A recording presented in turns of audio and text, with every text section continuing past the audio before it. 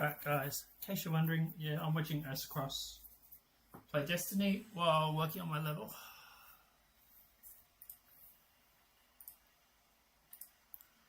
So let's go through testing chat. Done. Right. But yeah, as the title says, guys, we're building our level. So this is the actual multiplayer zone for Hell. For first level of Hell anyway. So if we zoom out, you can see that basically that's what we've got so far. Oh, it's absolutely huge. It looks small, but tell you what, when you're running across it, I ran across this section here, just this part, and it took 200 Mississippis, roughly. 199, I think it was, but not including these other zones. So the center room here is probably just as big, and then you've got the sides, which are huge. And what we're doing is we're just going through, we're blocking it all out and putting it into planes, because then when we import it into Unreal Engine, we can use that as a base to build the rest of the level. So if we turn that off, you can see what we've been doing. So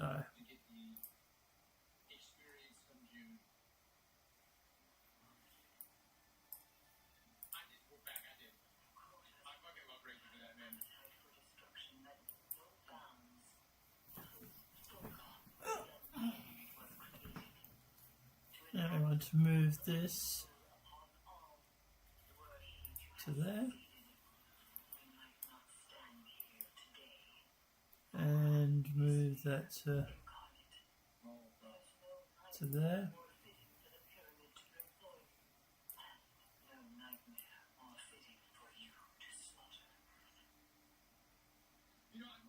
There.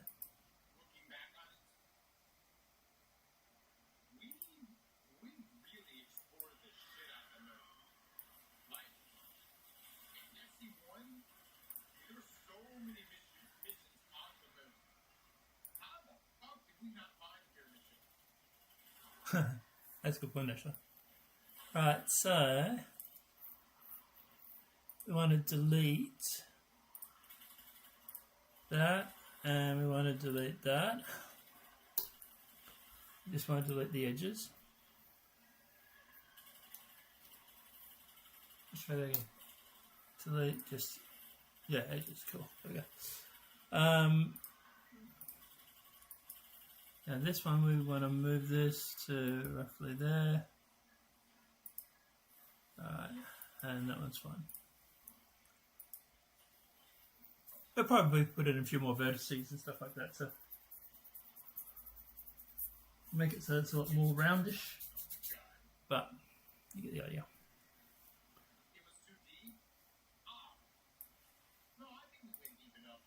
And then in that one, we want to delete that. Is the edge.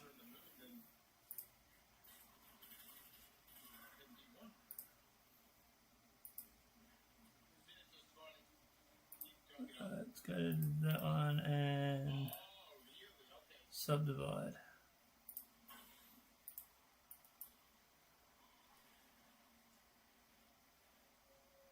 Like that.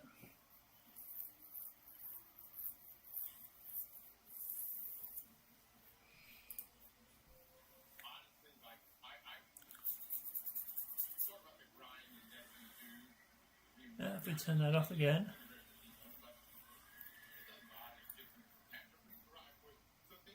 so there. So that goes to the other level, that goes to the other level, and that goes to the tunnel which joins the other two levels. all was separated by doors and stuff.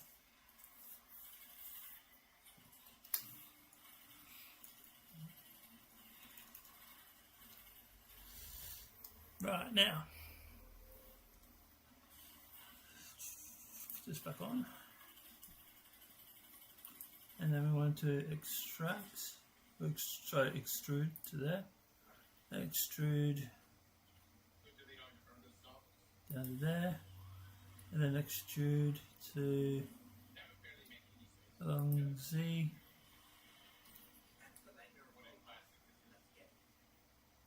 To there. Then we extrude along the Y.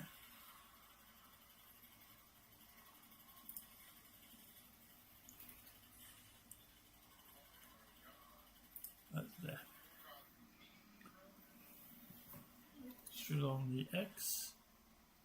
So say there. Extrude along the Y again. So about there.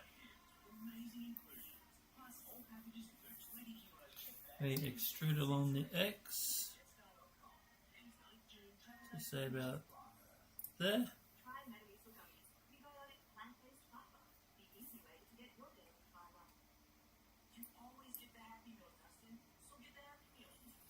And then extrude that to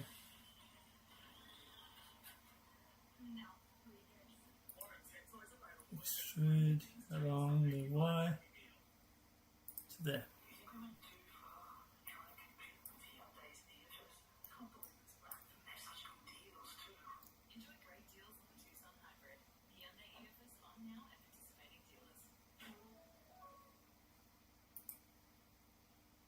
And this one, move this one out. So there.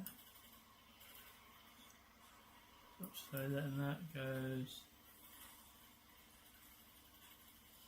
there.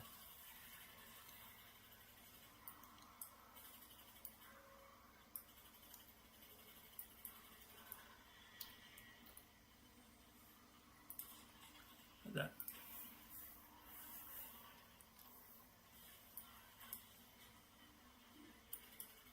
Extrude along to there, extrude to there, extrude to there, extrude in again, extrude to there, and then extrude. No, we want to join that. So now if we turn that off, that is that. But that's like the negative space, so basically lava pits.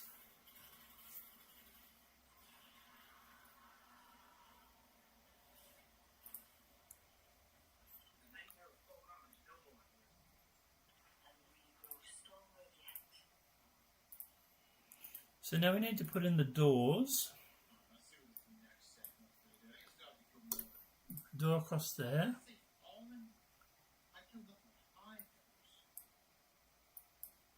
That one and that one, we put in another door.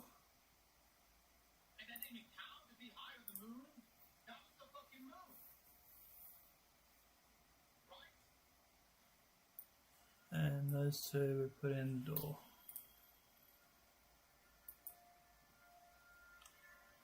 Actually,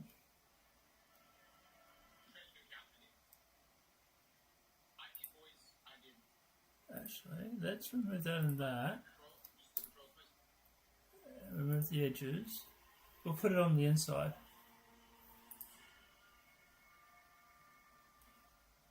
Actually, show me the map again.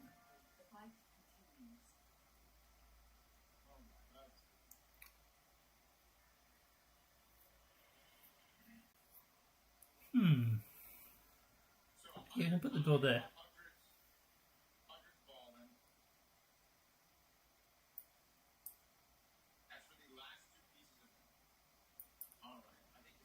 Extrude that to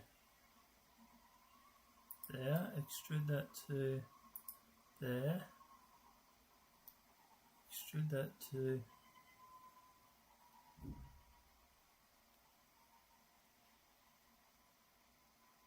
Yeah.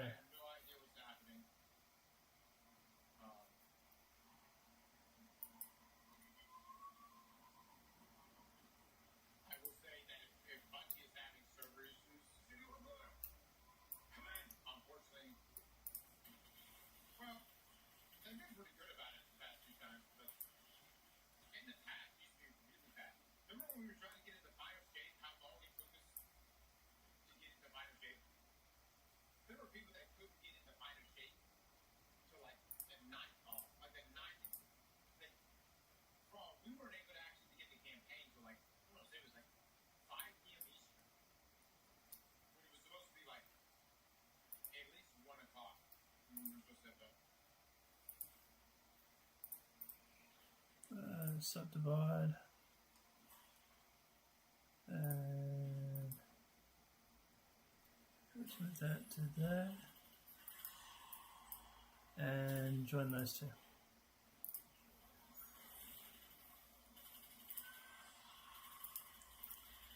Subdivide that again.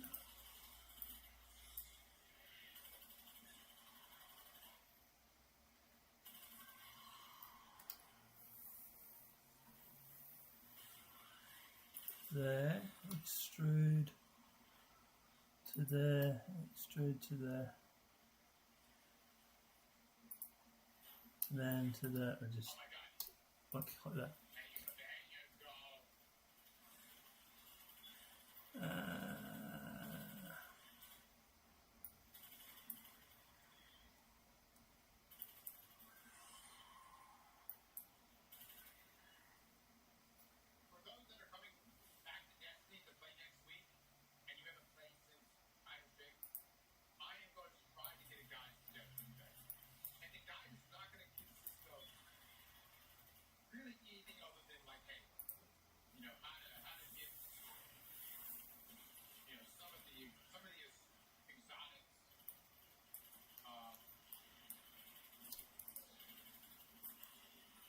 That's the door.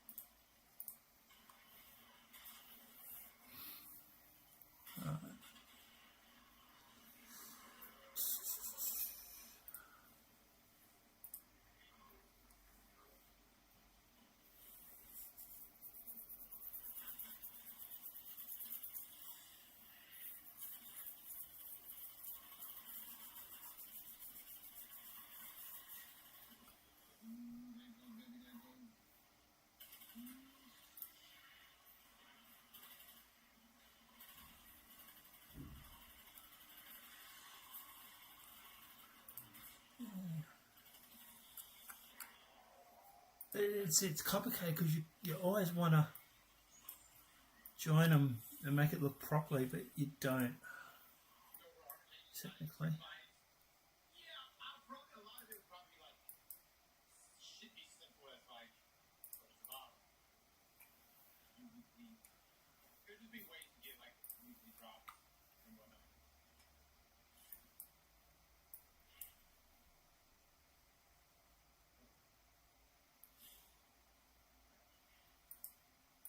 That.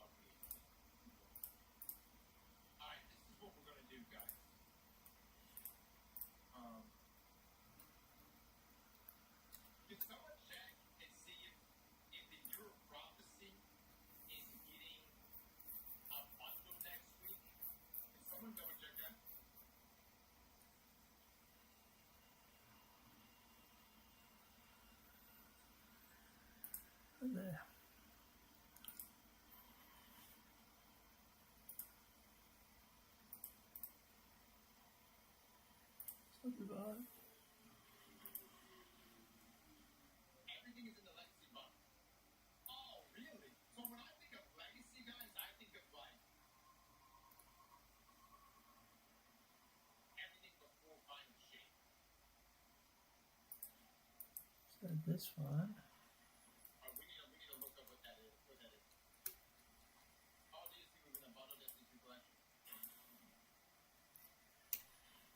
That.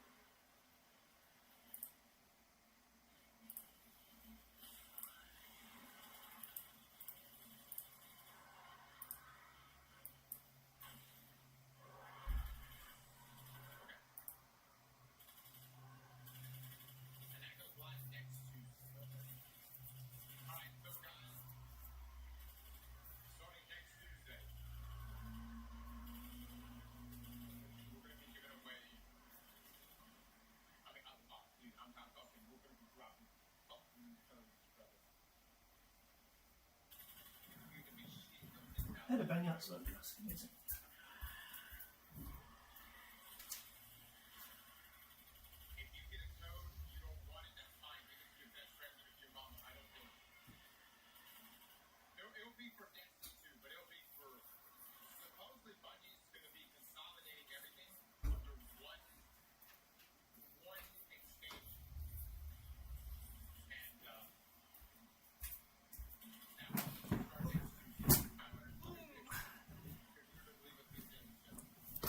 There's nothing of that on neighbours.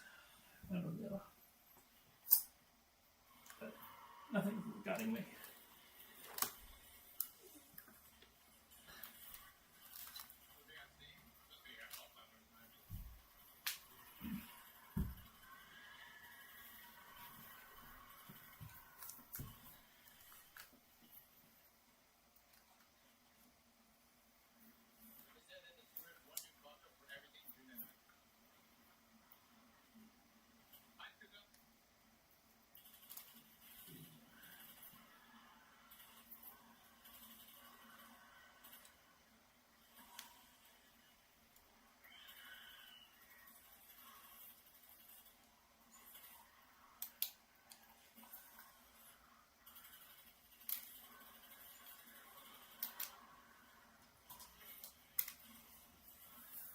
Right.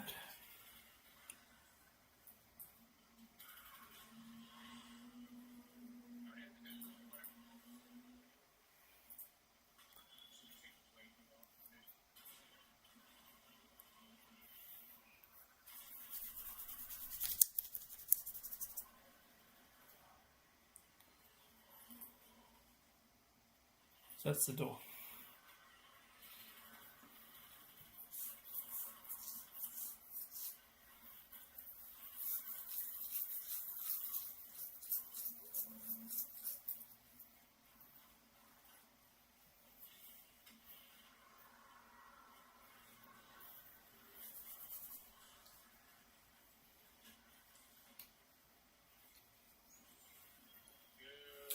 Now,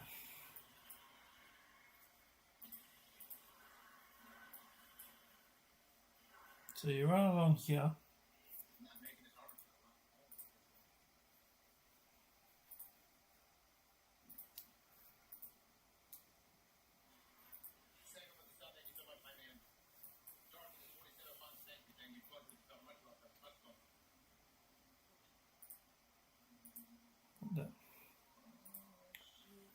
So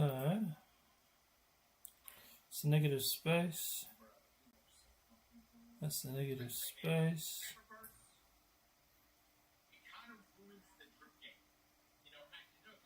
Right, we need to do all this area, all that area, other sides.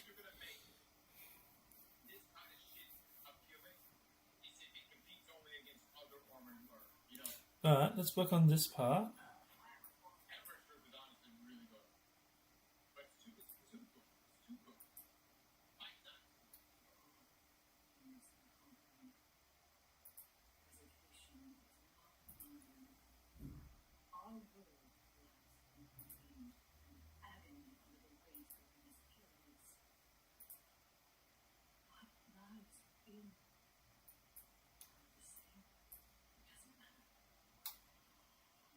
We join those two,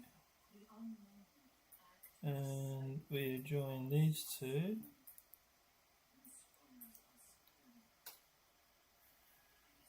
Oops.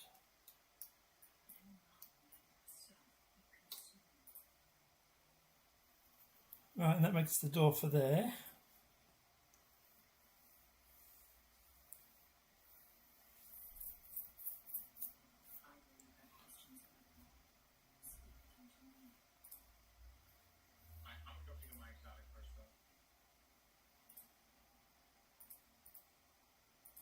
Subdivide, subdivide, subdivide, subdivide. Now,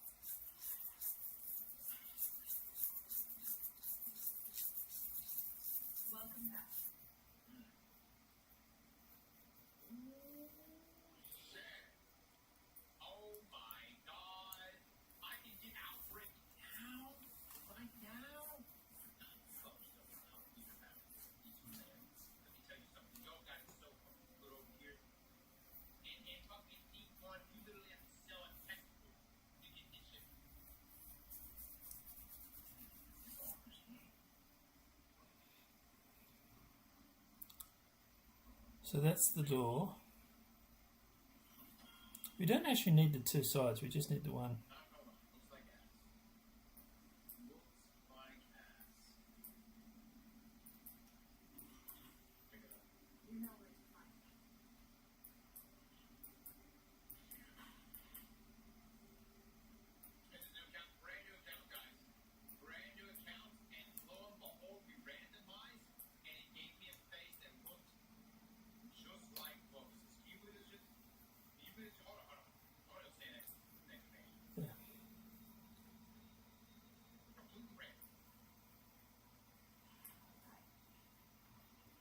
And we can delete that one and delete that one. Okay.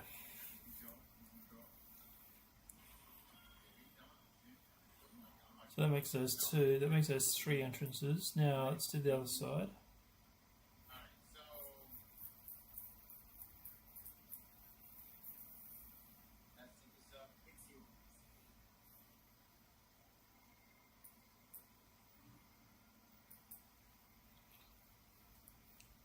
We extrude that to there, to there, there.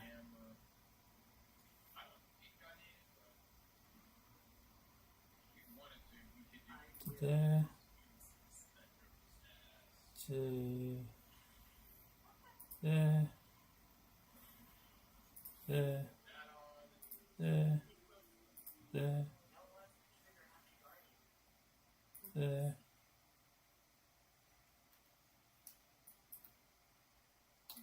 and there.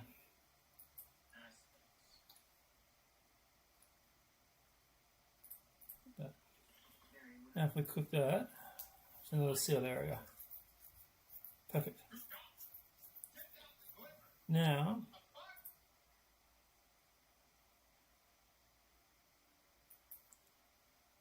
extrude that to there, extrude to there, extrude to there,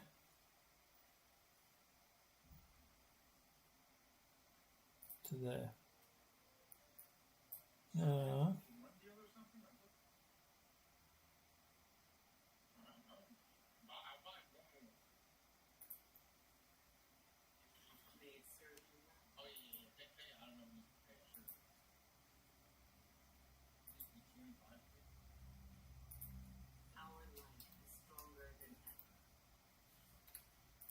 look at that.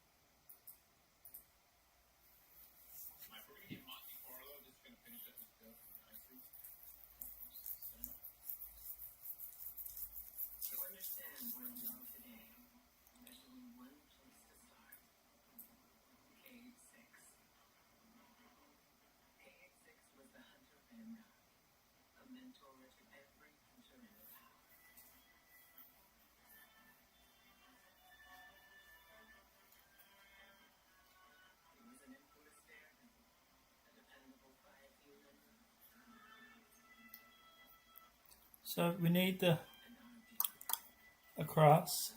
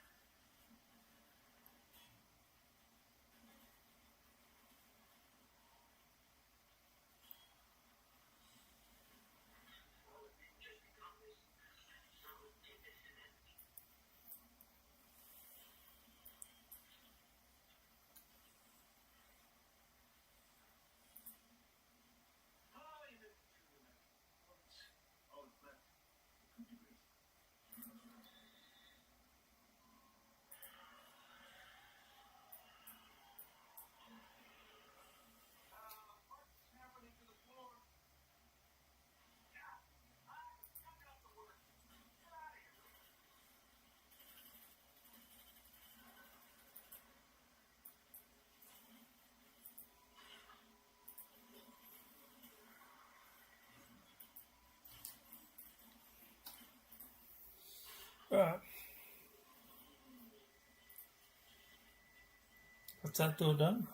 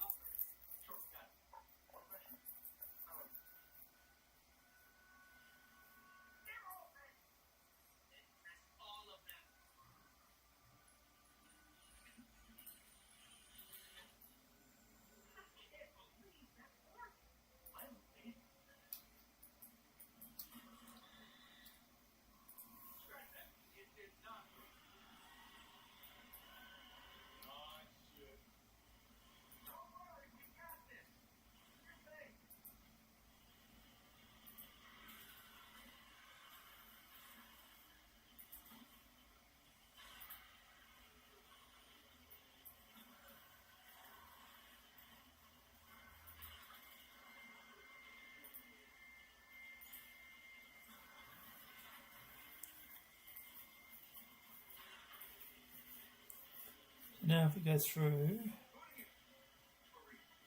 right.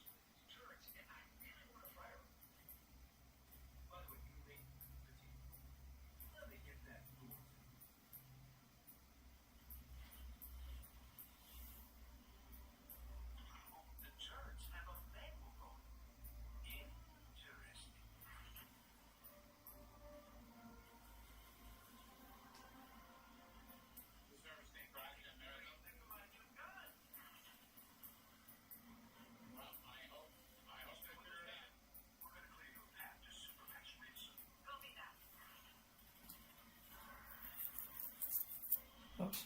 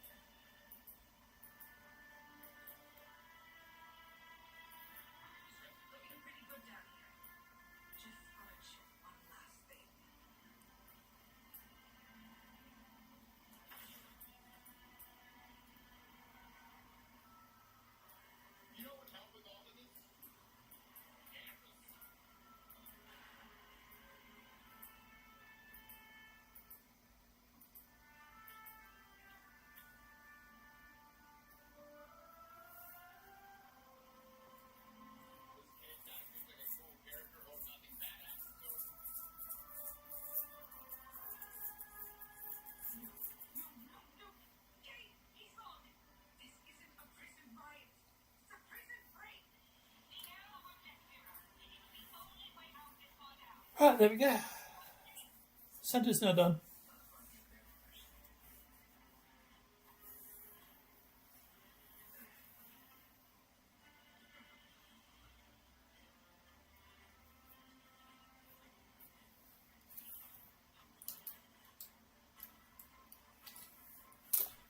saving the blend file, and we now export the FBJ as complete.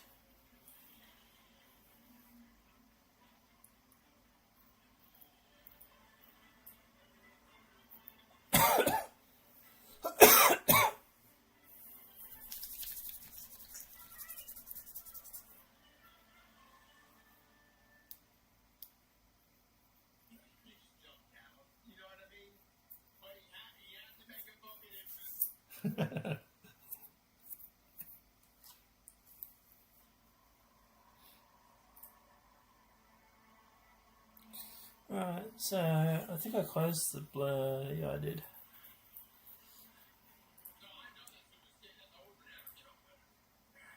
No, I didn't save any of that. No, I didn't save any of it.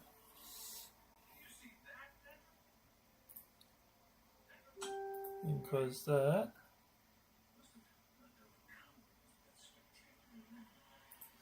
Right.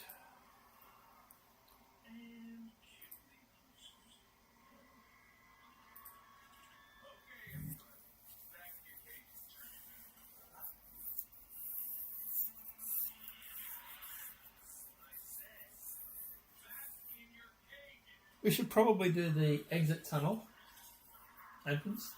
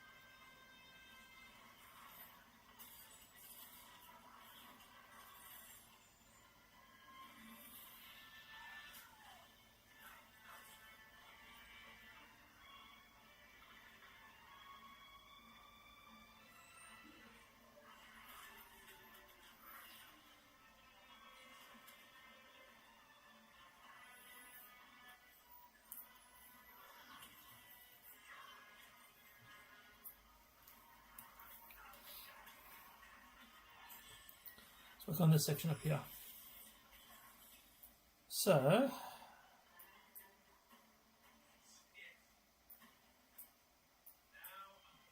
we extrude this all the way along, extrude it up, extrude it across,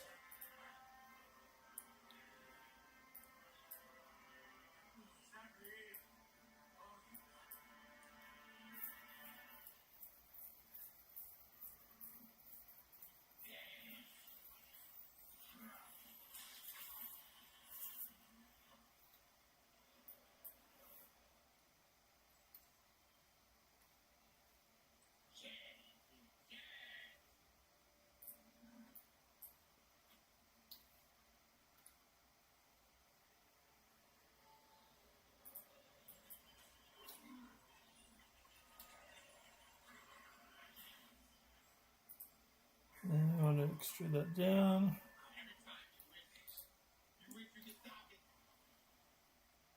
Extrude it across, extrude it up,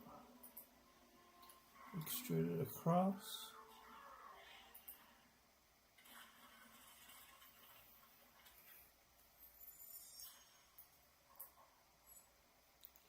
extrude it down, so it's down,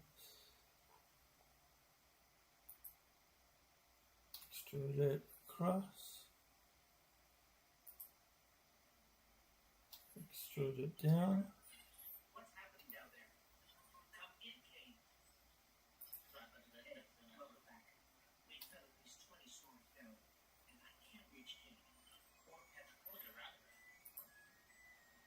And then we extrude it down.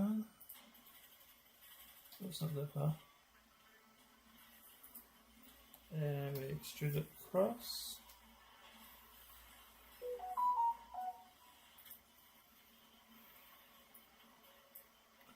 And extrude it down. And now these we want to move over.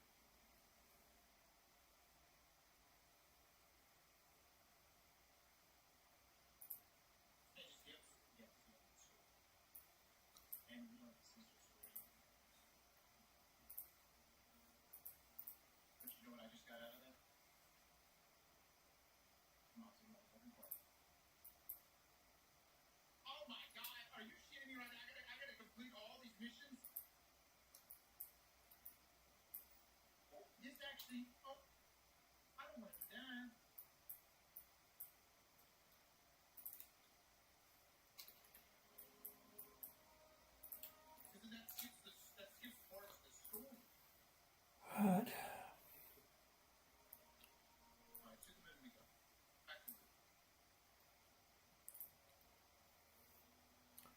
So, if I had to look at that section of the plan, I would say that that side piece is above or below the other piece.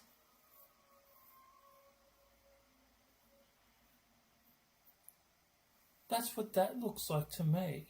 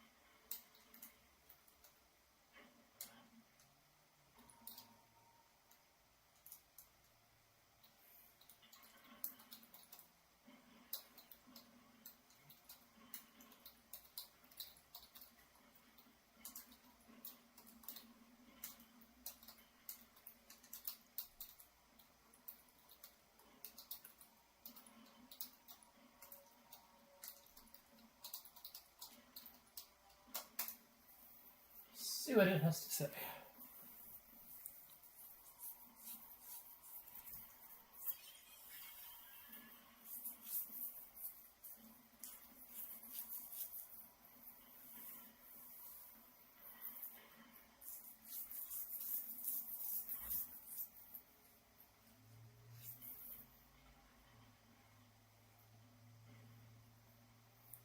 If we bring up the original plan,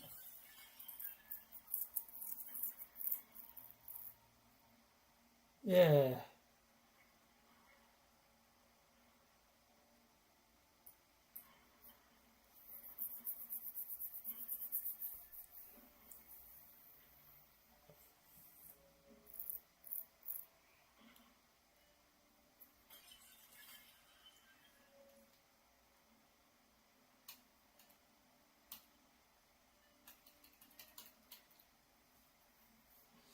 right, so let's turn that off and let's turn it on.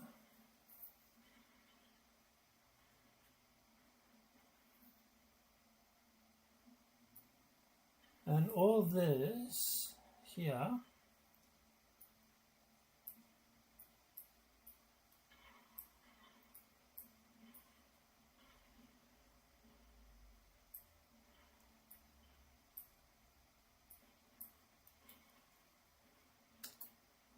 now we want to move that, oops,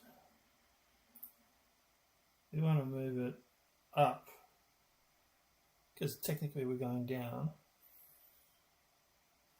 So let's just move it up like that. Like that.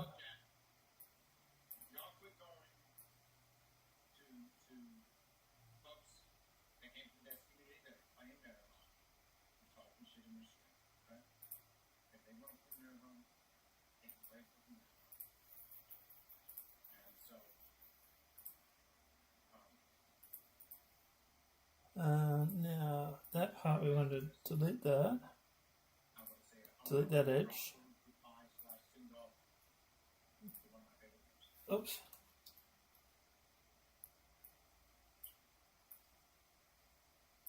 Right, and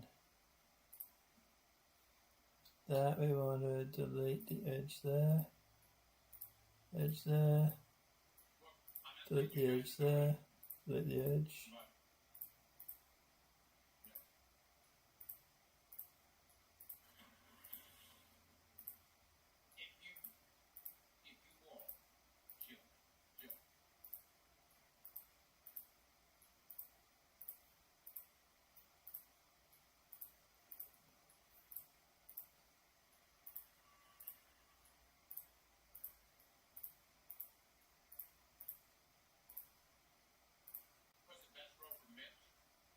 Right. Now, let's go back to this point, and it's supposed to be 0.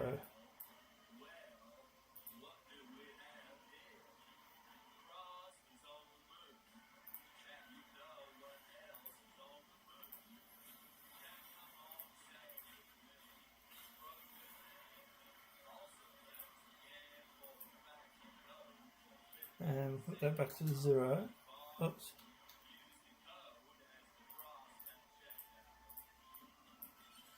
Put that back to 0. That fixes that. Now we put that one back to 0 as well, and that fixes that. Right.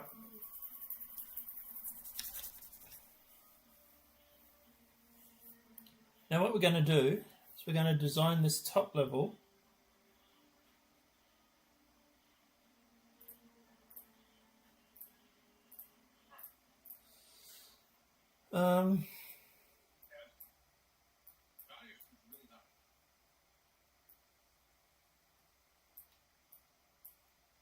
Like that. Now we want to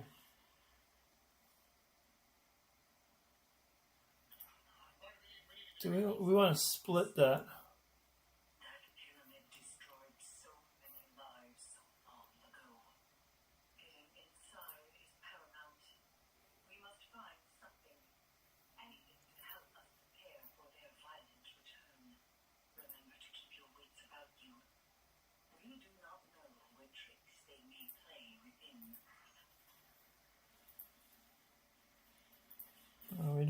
new collection.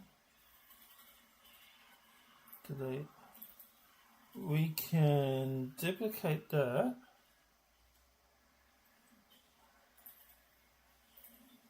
We can copy, and then we can paste it, and then we'll rename to top level. Turn that off.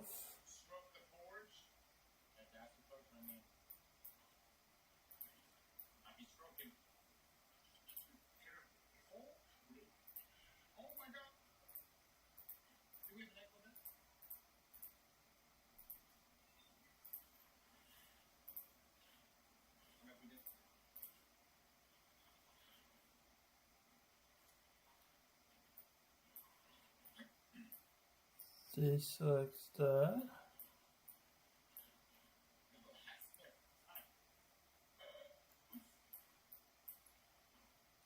Alright, like that. And then just delete vertically.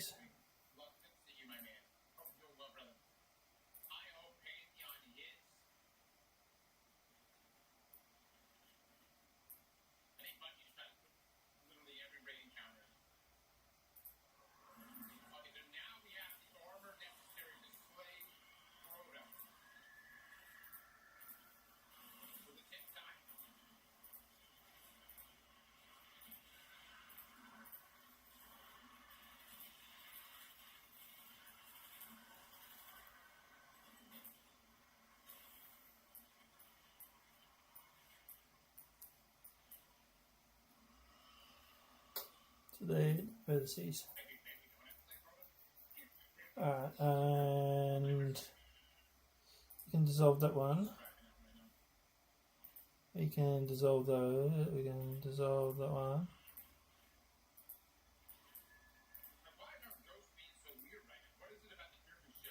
This is deleted. Alright.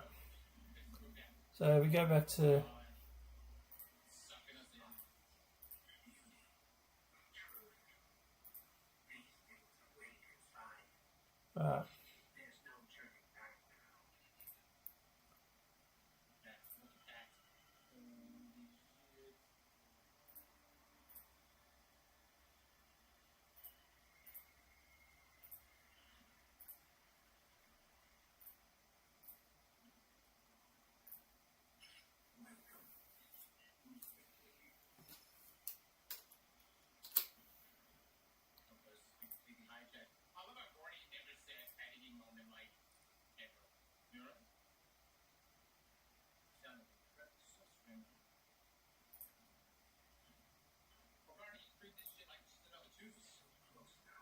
oh, sorry. Oh,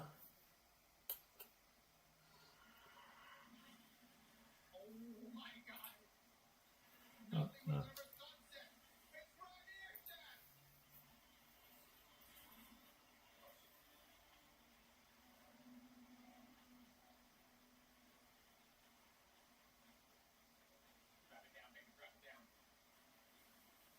We want to copy them.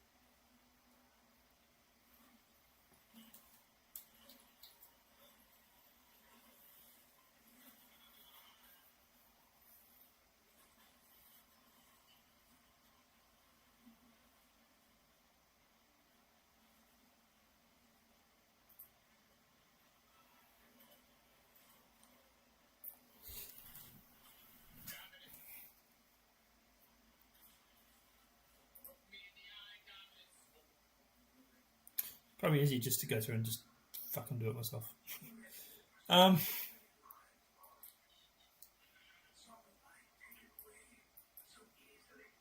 Extrude that, extrude to there, there.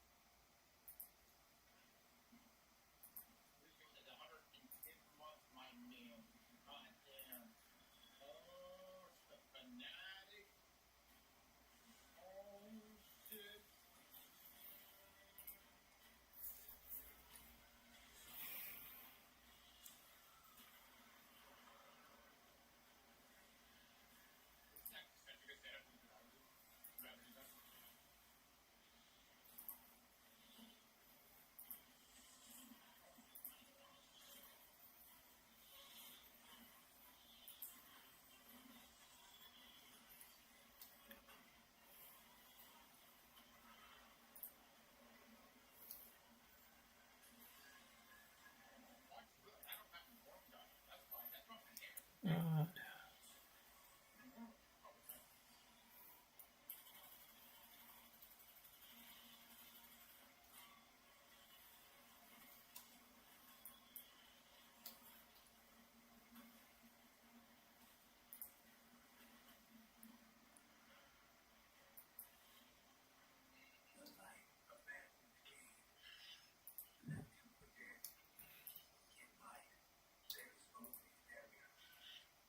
Right.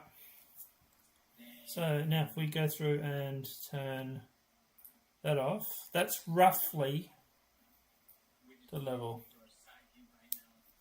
Yeah. I know it's rough. We're going to tidy it up. But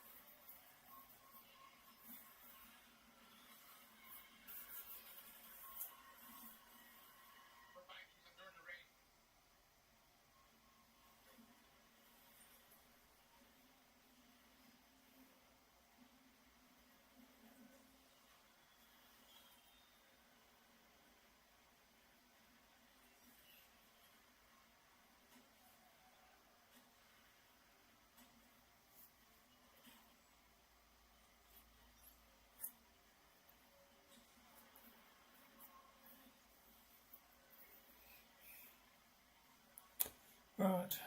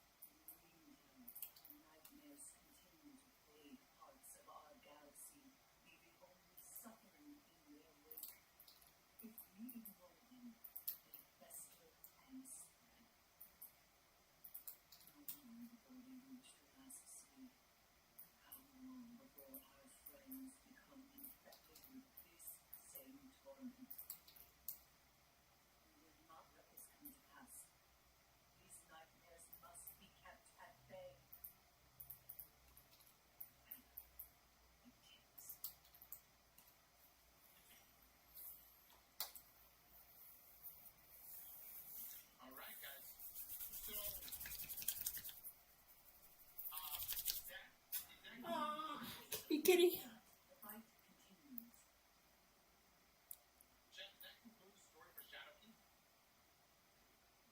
Right, that is a lot neater. Now,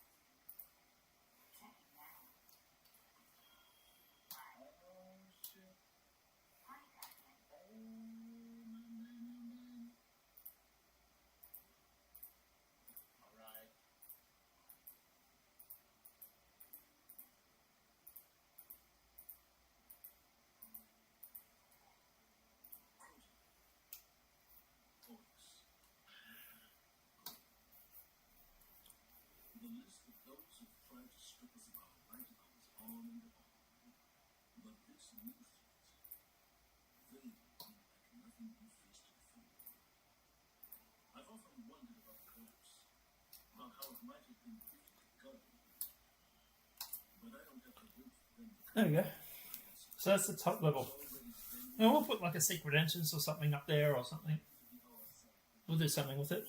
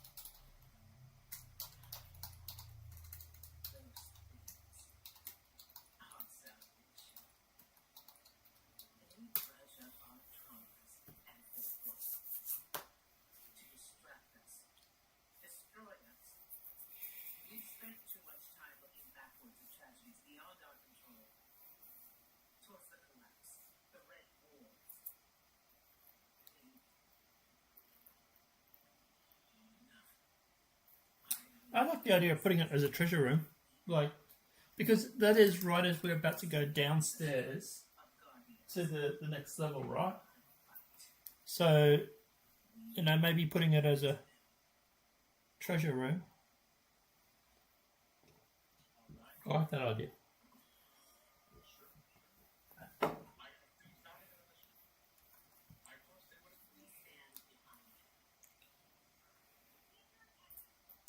Considering this is right before you go downstairs, it's probably good if we put it as a treasure room, sort of like a chest room, like they do in Destiny, where, like, for example, you get like this treasure chest right before you go onto the next level.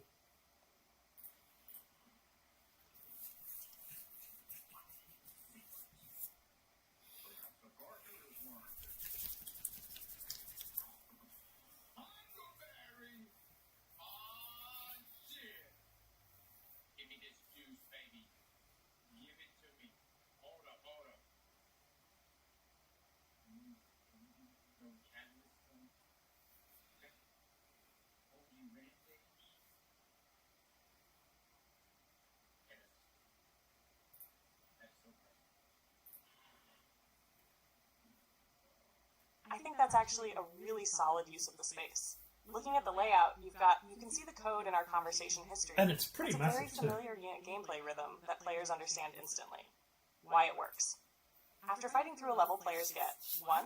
Combat, 2. Relief, 3. Reward, preparation, 5. Descent into the next danger zone. That's basically the same psychological loop used by Destiny, Diablo, Borderlands, WoW Dungeons, many roguelikes. Now it The has reward room acts as a palate cleanser before the the next section. circle. For Mythic Earth, I wouldn't just put a chest in there. I'd make it a treasure vault chamber. Inside you might have one major reward chest, harmonic echoes scattered around, gold silver piles, Raventech cache containers, crafting materials, lore pickups, a checkpoint save point. So players walk in and immediately know, open quote, this level is complete. Close quote. Visual design. Since this is hell, and you've already got the basalt aesthetic, I'd imagine. Large circular room, raised central platform, massive chest in the center, broken chains, lava cracks around edges, statues or banners from defeated enemies, elevator at the far end. Something like. You can see the code in our conversation history. Even better, you could tie it into the harmonic ecosystem. When the boss dies, harmonic echoes burst out. Loot fountains onto the floor. Players collect rewards. Chest unlocks. Elevator activates. That gives players 3 reward moments. 1. Boss kill. 2. Loot fountain. 3. Treasure chest. Without feeling excessive because they're all occurring in the same reward space. Honestly, if this room is immediately before the descent to the next level, I'd absolutely designate it as a reward chamber / treasure vault. Yeah. The shape you've extracted already feels like a destination rather than a normal gameplay room. It naturally communicates, "You've reached something important."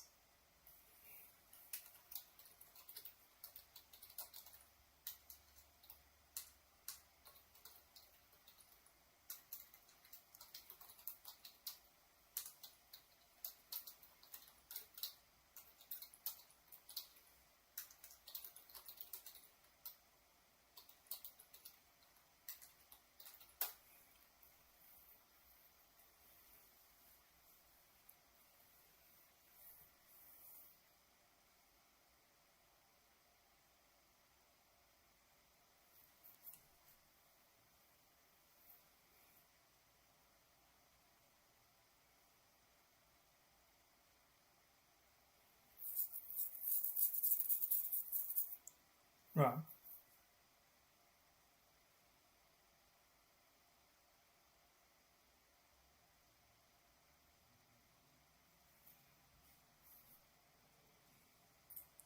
But when it comes to descending into hunger, which is the next level, we have the transition tunnels, right?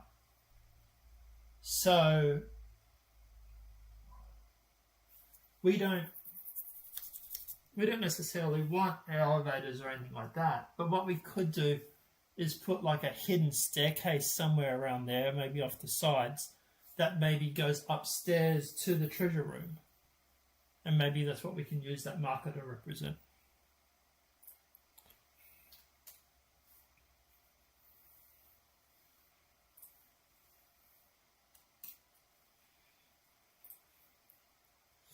Right.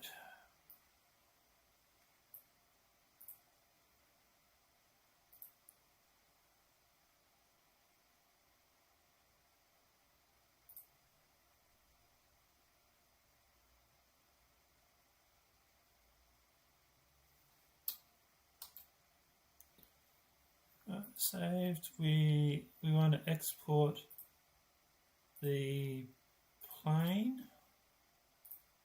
File, export that, complete. We do need to rename this though now to ground.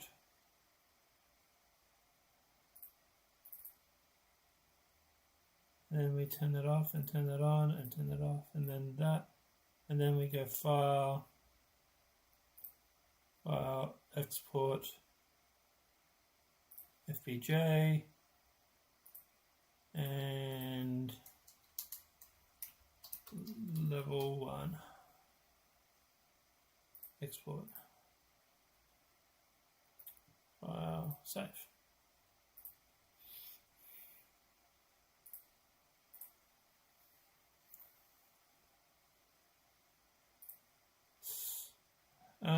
Now we minimize that, boot up our project.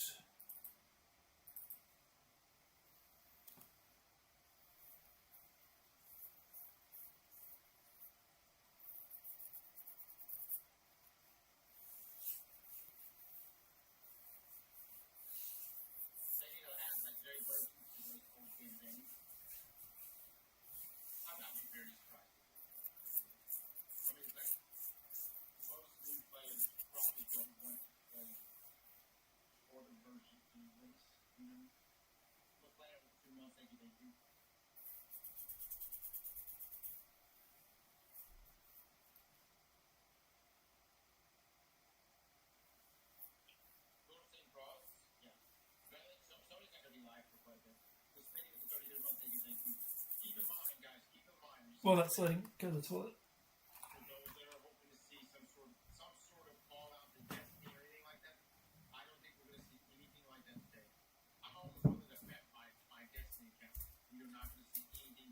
Yeah, we did not. She's right.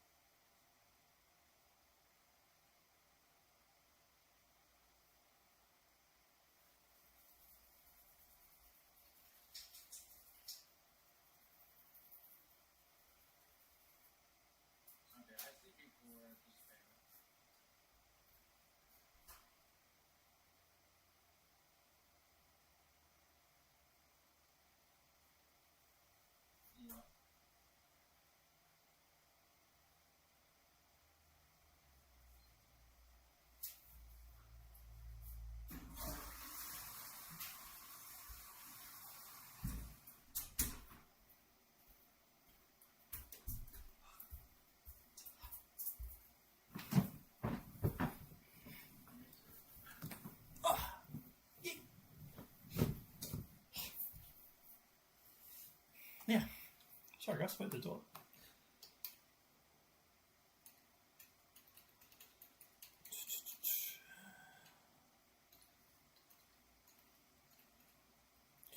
Let's see how this room looks. Alright, we can close that. We don't need that.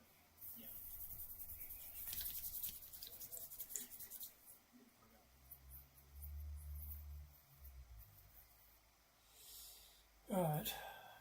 We're gonna rename the email. We're gonna have multiple versions of the same email. Is what we're doing. So they would be annoying. You don't know that? We'd be annoying as we're just gonna rename it. Have different versions, different names for the email. We'd be annoying as shit, dude. I just want to reach out and say to Cross, like, dude, it's okay. We're on the case. Luke is doing it right now. So to give you guys an idea, what we're planning, right, is this is level 1 of hell. The level 1 has a dungeon, or at least one dungeon, probably about 3 or 4, and a raid. Once you've done the raid, you get a seal. Do all 7 raids. You get the seals, the 7 seals. You take it down to hell, level 7th of hell, and you do the abyss. And I will tell you now, you will need to change your shorts before going into the abyss, and probably take a few sets of underwear. It's going to be a nightmare. It's going to be absolutely fucking insane. We're going to make the Destiny raids, like even just our normal raids, are almost double the size of Destiny's raids is. The Abyss, I don't think anyone will finish it. But the loot that you're going to get was, holy shit, it's going to be good.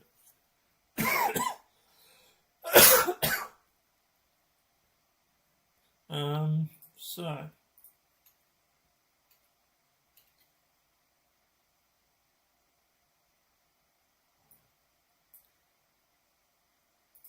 level 1 and complete ground and level 1, those 2. So static mesh. It should just update. No, it doesn't. That's right, it's fine.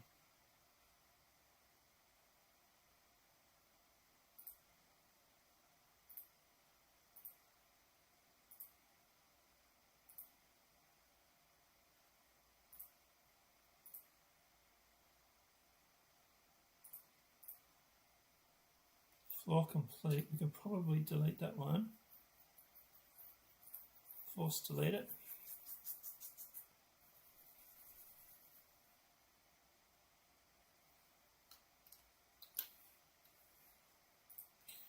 Now we want to drag these into the map.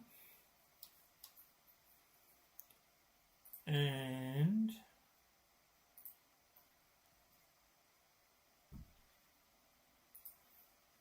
I think it was 810.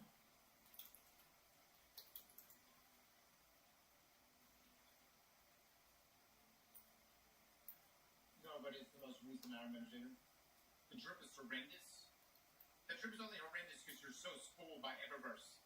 This is in-game drip. Drip that you acquire actually in the game. You work to get this gear. And to me, that makes it all the better. Alright.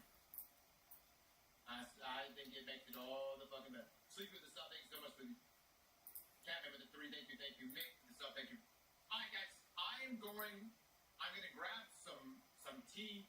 We are going to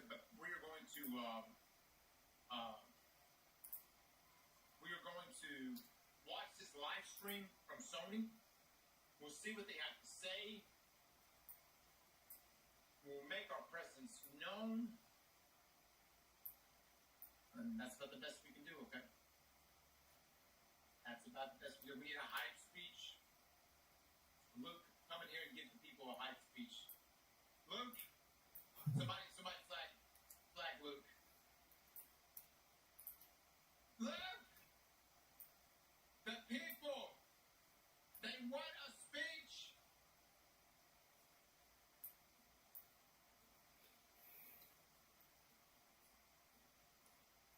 All right, Luke should be by. He should be by here soon. Okay. I'm grabbing tea. Y'all give me just a moment.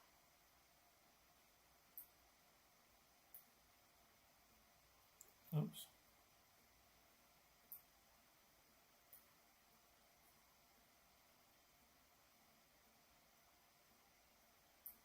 Like that.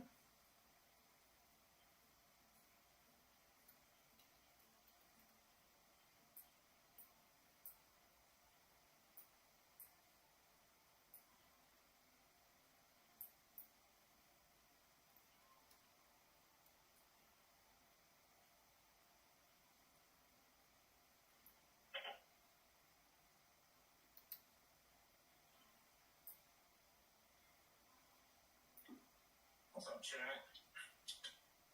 I heard Carl say he was gonna go get tea. If my mic quality sounds bad, it's because this man loves to pull me into the VC when I am out and about and not at the house. But frankly, it doesn't matter where I am. What matters is that Destiny needs you right now. In this moment, we've got one shot. One shot to make our voices heard, one chance to stand for something that we believe in. Now, I don't know how much you may like Bungie or Marathon, but one thing's for certain. We all love Destiny.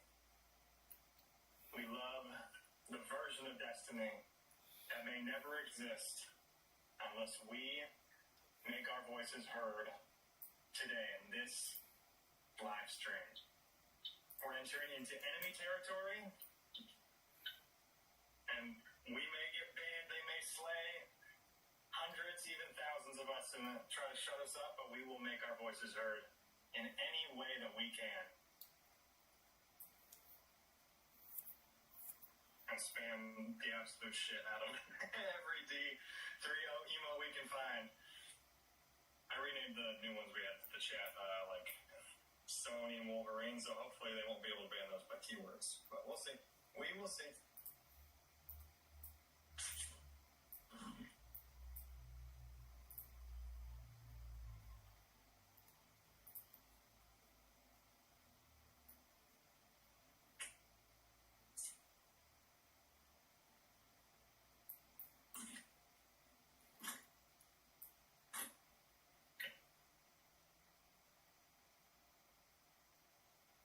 I'm loving the energy. I'm loving the energy, guys. This is what we need to see in that Sony live stream.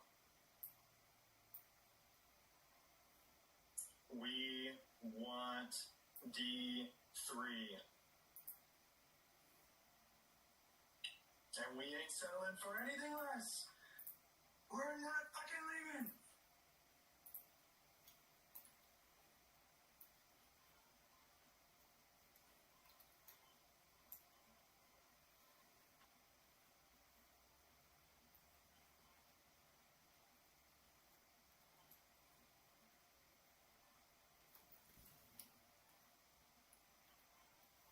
And as a final word, for real this time, guys, we have the opportunity to make our own fate.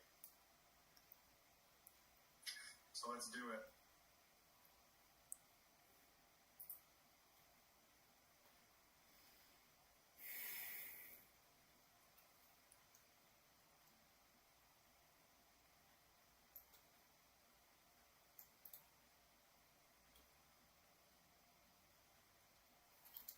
Get rid of all that shit.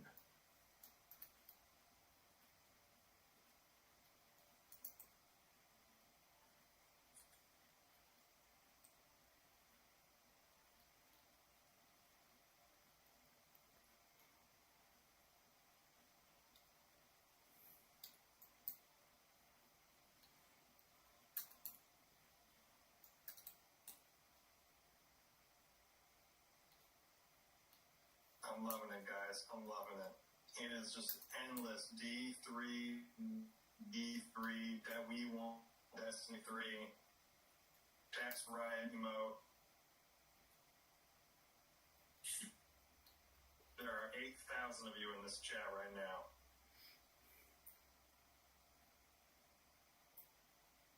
Oh, I hope a Sony intern walks away today like they just walked out of World War III.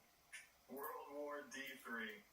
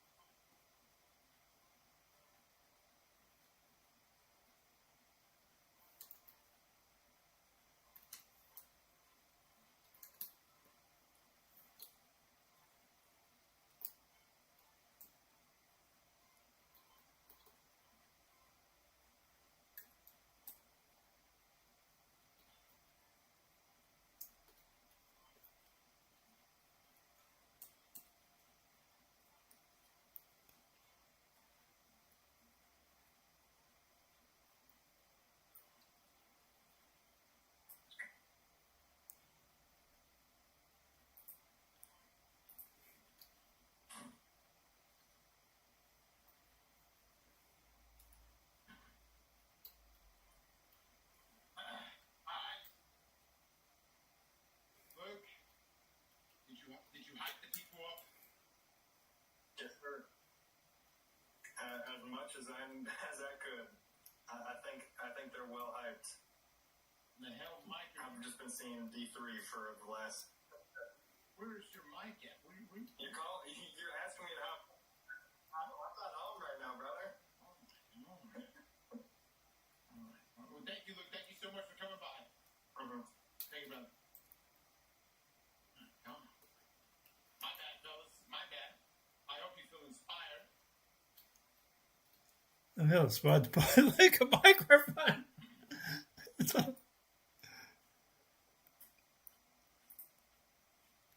Luke, 1985 called. They want their mic back.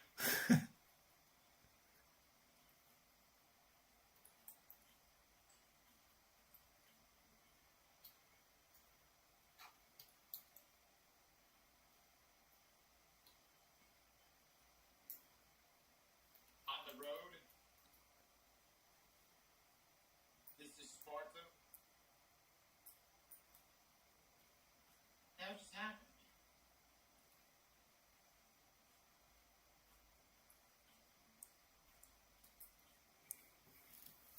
Right. So Is now, Sony live right now? if we copy all those and go to not the stairs, top level, and paste. D3 or bus?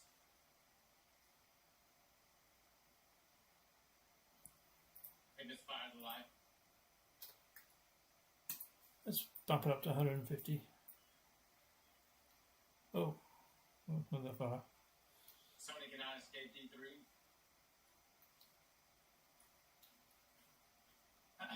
Looks beautiful, boys. Looks beautiful. I'm proud. I'm quite proud right now.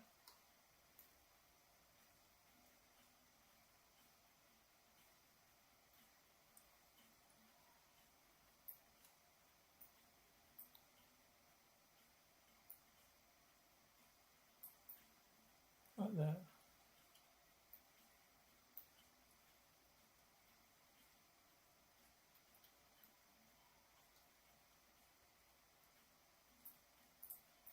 They're live. It's a bit wonky. Let's see what's going on.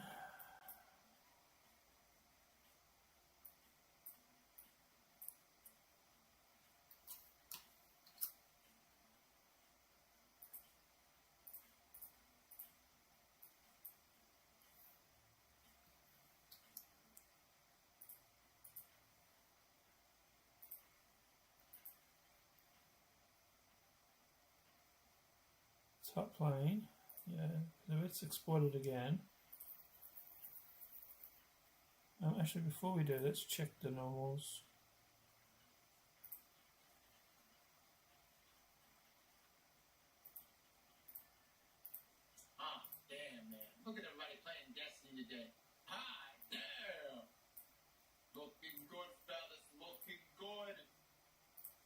You left the C right there.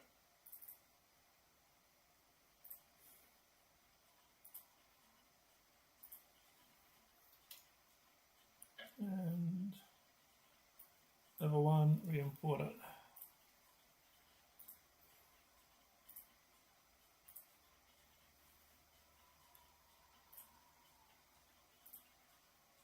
Yes.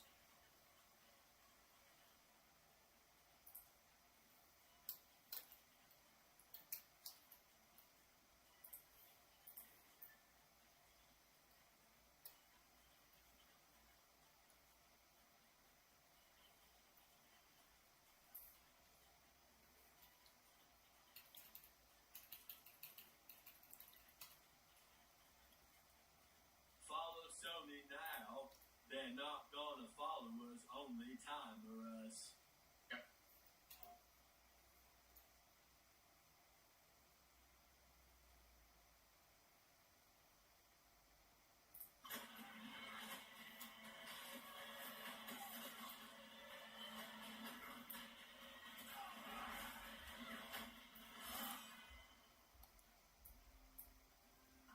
Hi, I'm Marcus Smith, creative director for Marvel's Wolverine. Today, we're excited to debut a new look at the game. To set the stage, Wolverine is in a race against time to rescue a group of kidnapped mutants before they're shipped off to parts unknown by cybernetically enhanced mercenaries known as the Reavers. However, Level 1. Logan quickly discovers he isn't the only mutant attempting to save them. Let's take a look.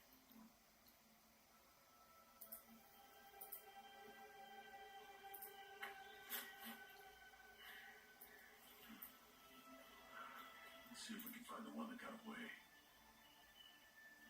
Redhead. Might be Ridley.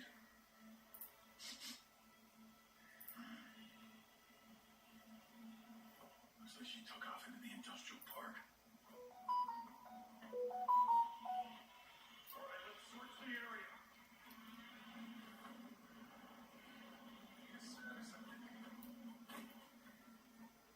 Perimeter stable. Holding position.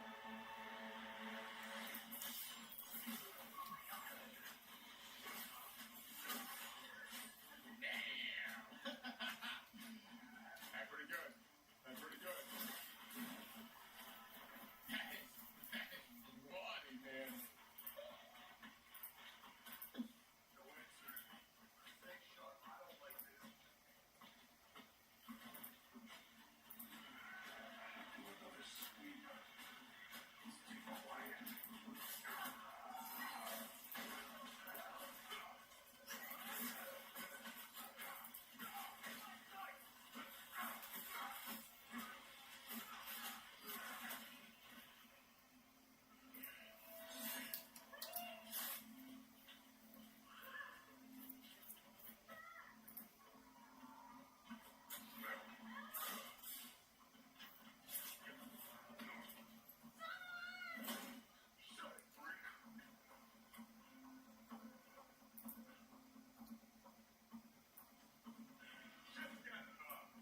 Not the tape off.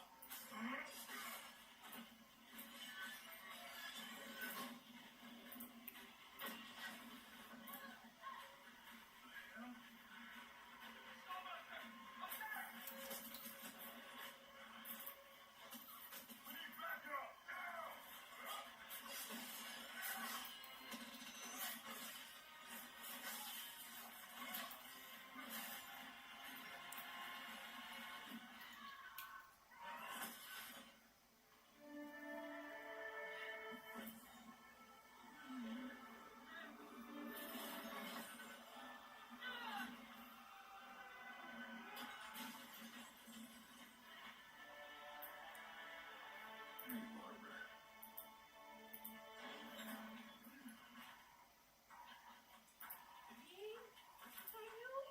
Sorry. You're not going anywhere.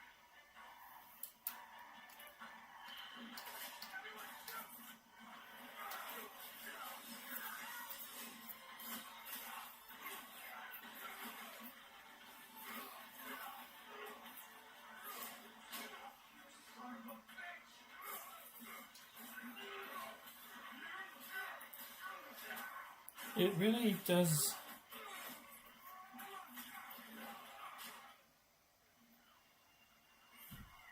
really does sort of.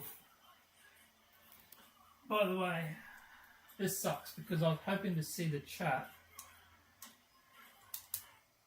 but we don't.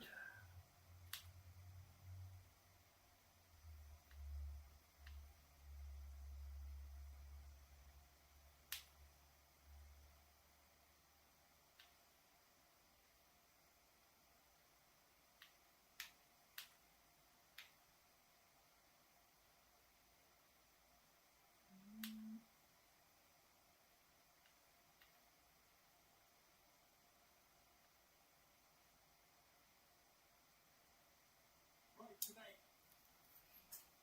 I fun with Ladbrokes because it's fast. Even faster than a football and dice. Alright. You'll do a World Cup multi in seconds. I think it has to do with normals. I've always been fascinated with things that cannot be explained. What is it? You won't believe me if I told you. So I'll show you. And I've made a lot of movies about things that cannot be explained, from sharks to saucers. Do you think there could be others? When I was just a little kid, I remember developing a real curiosity about the sky at night and what's happening up there. People have a right to know the truth. And also, not the possibility, but the guarantee that there is life off this planet. People keep wondering, encountering the unknown. People's questions about what is not only going on in our skies, but what is going on in our worlds, in our realities, has reached a critical mass of people's complete fascination with, are we alone or are we not alone? They are starved for the truth. And if someone knows we're not alone, why haven't we been told? Full disclosure to the whole world all at once.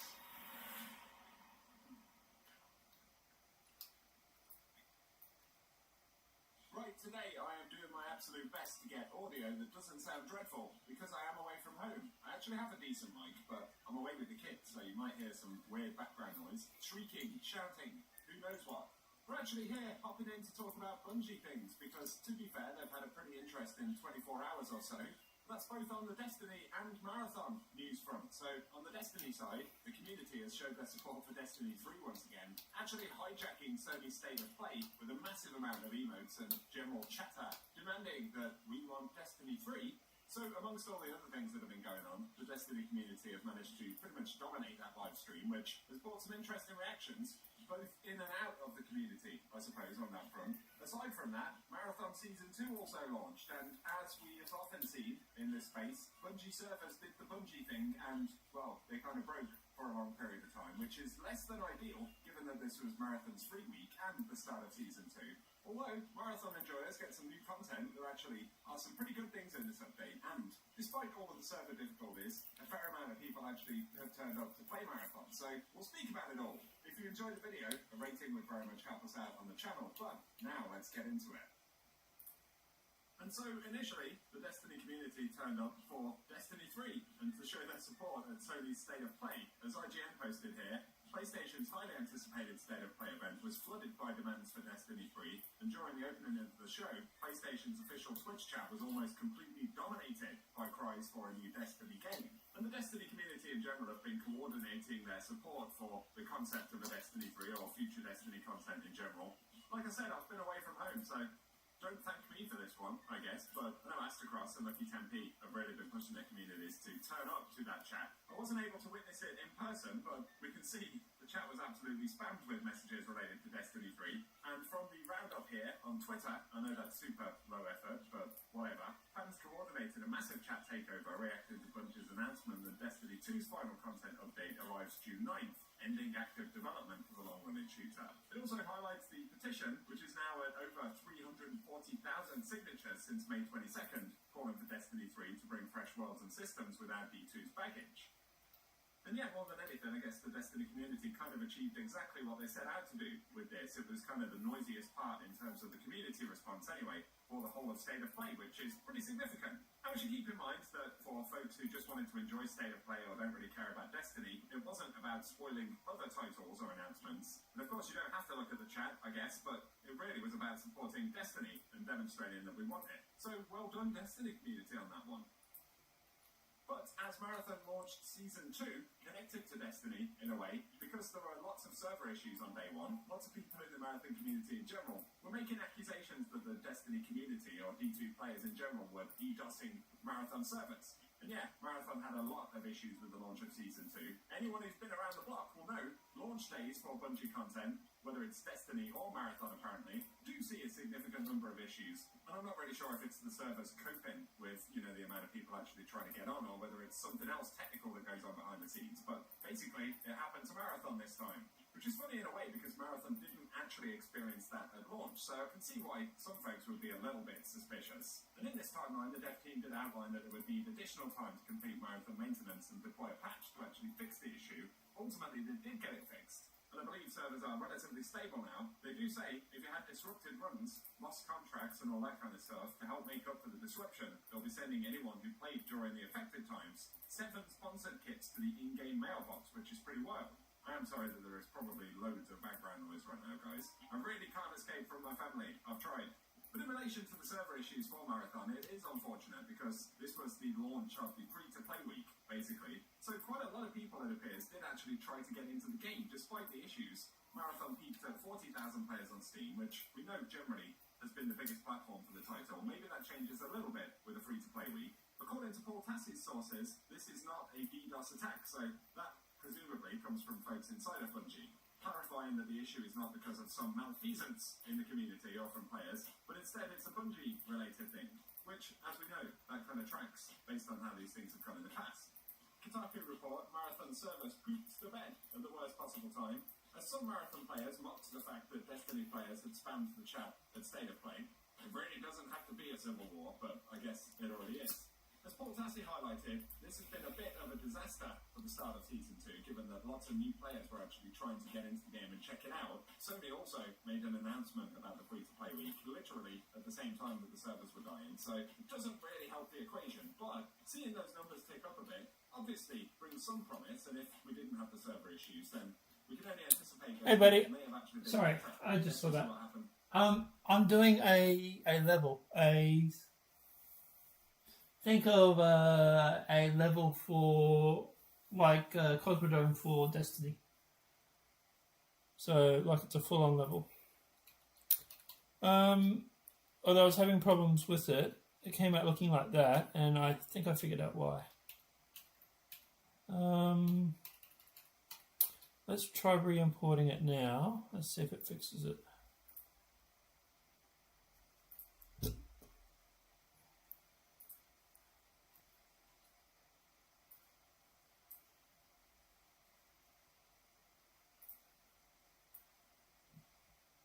Okay, it's definitely looking better. Sort of.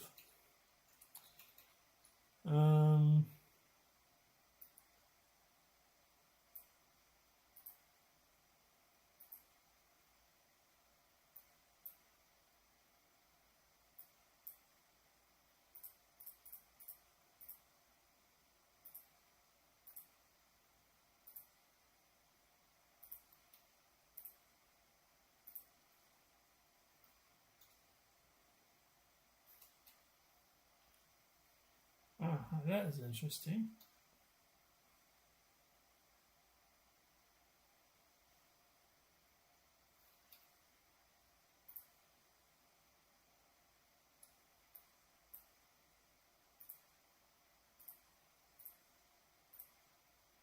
There it is.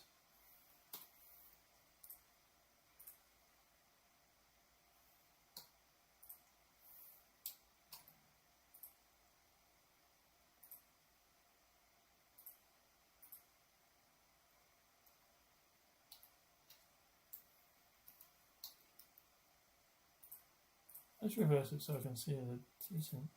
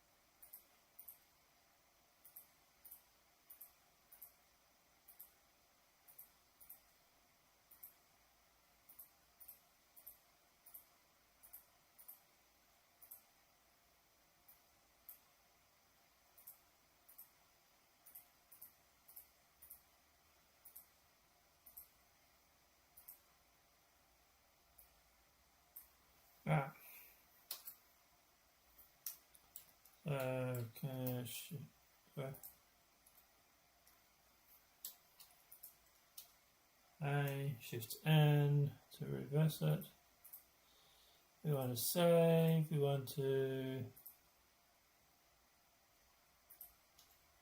select it, and we want to export FEX level 1, export. Now go back into here,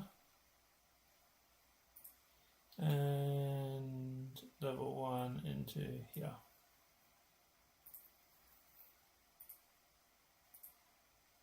So it's still pretty funky.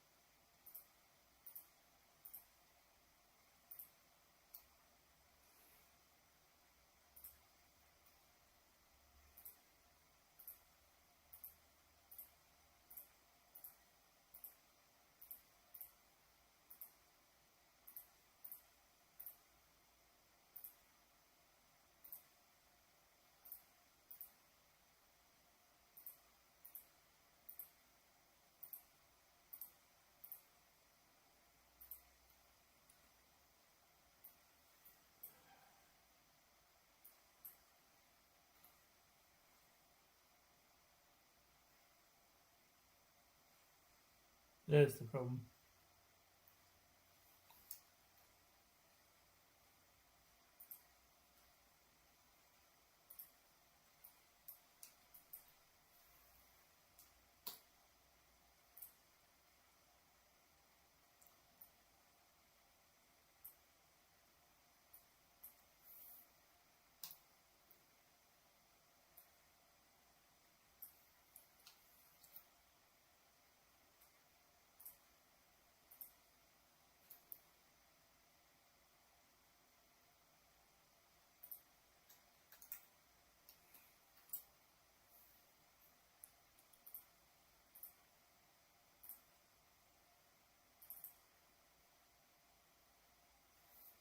Right, so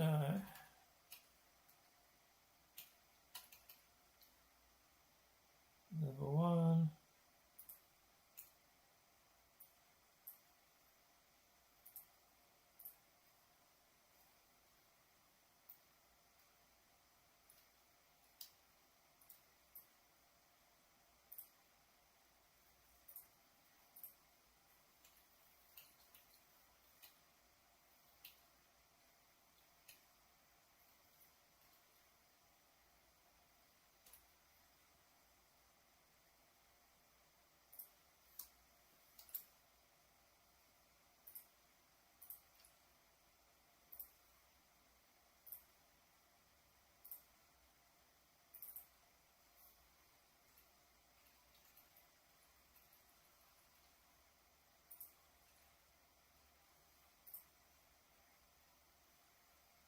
Yeah, that's the one.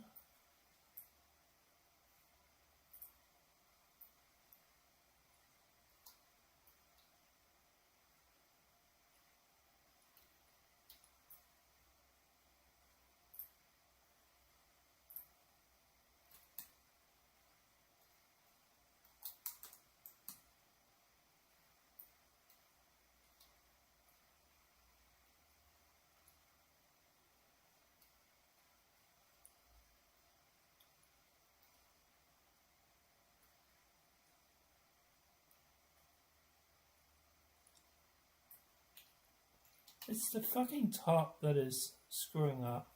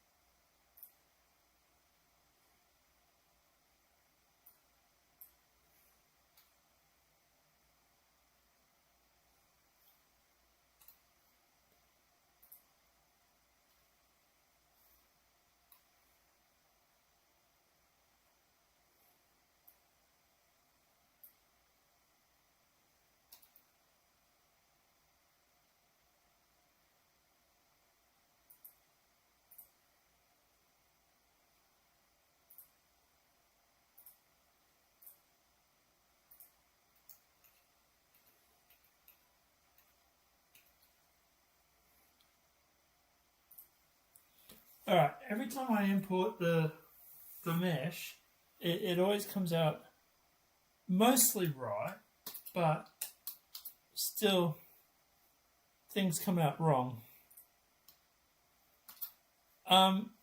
Is there a way to import just the image into Unreal Engine as a reference or something that goes on the ground and then build on top of it? Could we do it that way instead of fucking around with the whole mesh thing?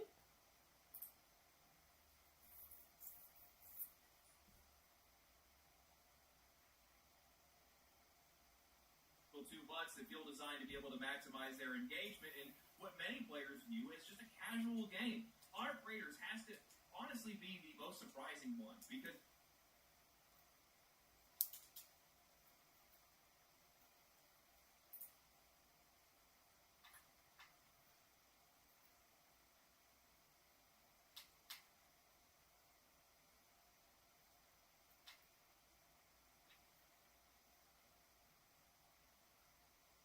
in 1990 sci-fi comedy sequel.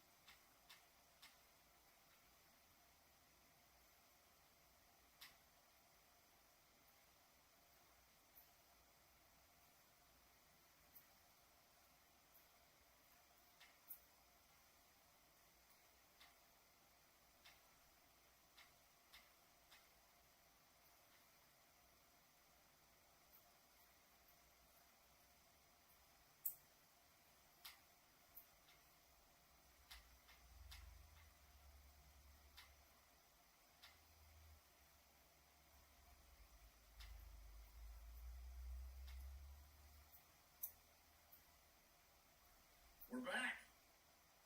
I don't know what the hell happened.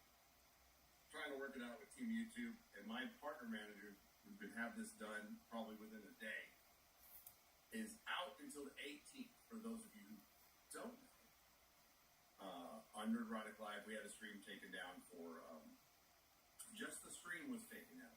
No strike was given, no warning was given. Just the stream was taken down over the Black Snake video. So some AI bullshit. That probably would AI work. parody video. We're not going to play it. Just to be safe. Okay. Just to be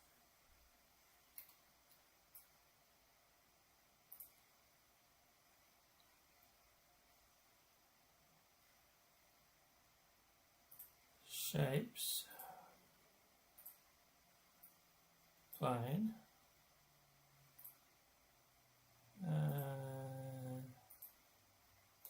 810, 810. Sorry. 4,000, 4,000.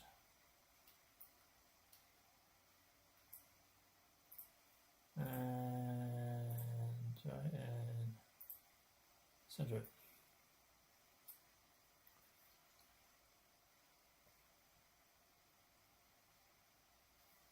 As a texture.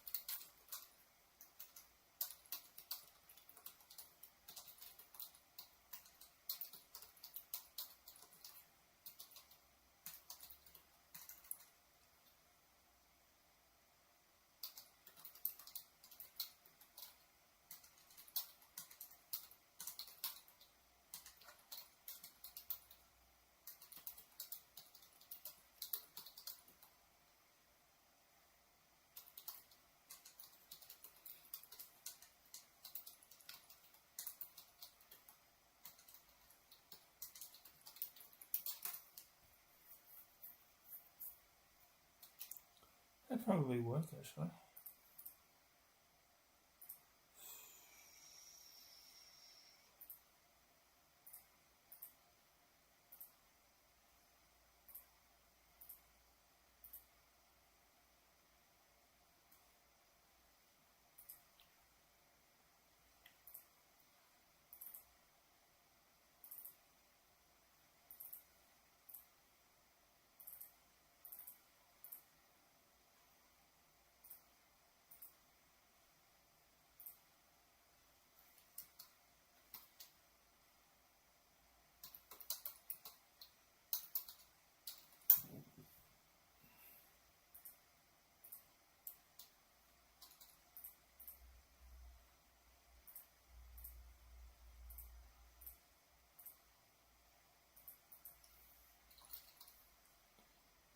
Fine.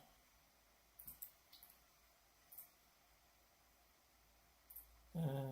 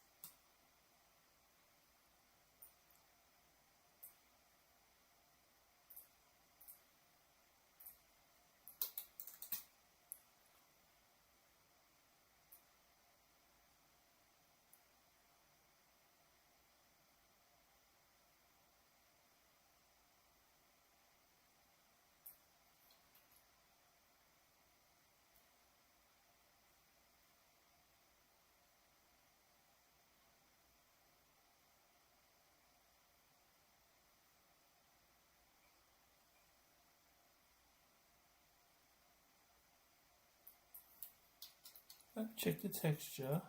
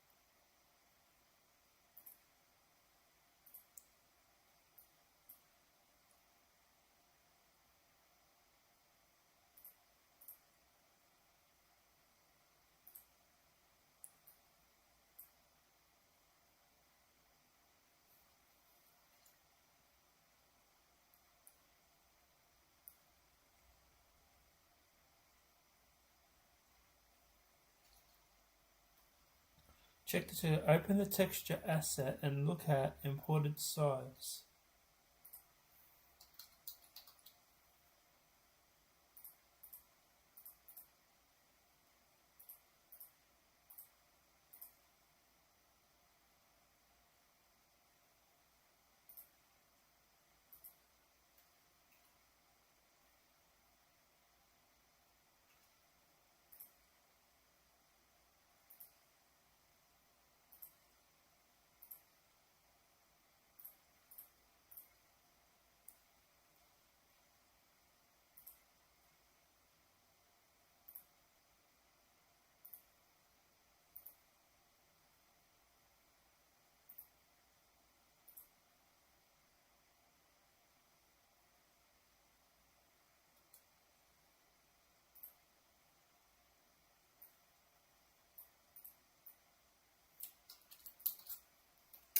I love it. I love it when it says to do something, but it's so fucking vague that it doesn't actually tell you how to do it. It just beats around the bush like it's afraid to eat a fucking pussy. When you import the it stores information about it. If you double click on the texture, right? Okay, now you're fucking talking.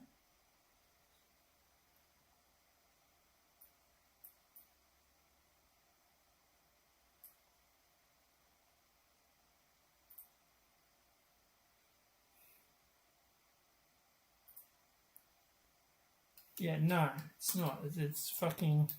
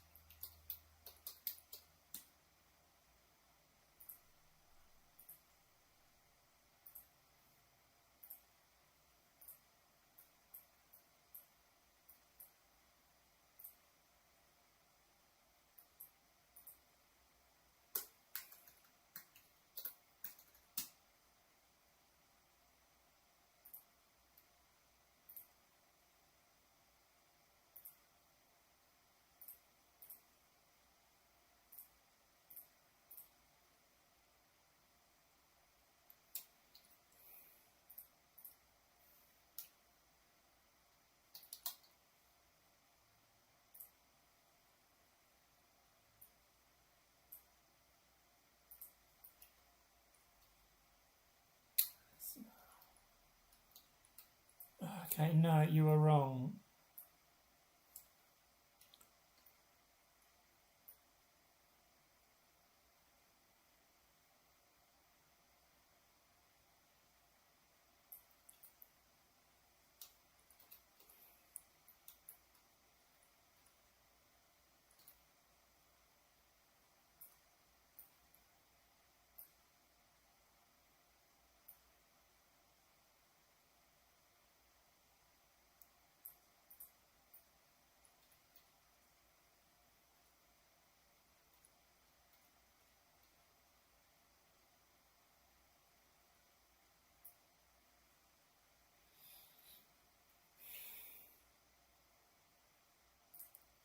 Actually, the problem was that the texture was actually on the ground, and it was the ground that was causing the problem. It had nothing to do with anything that was that.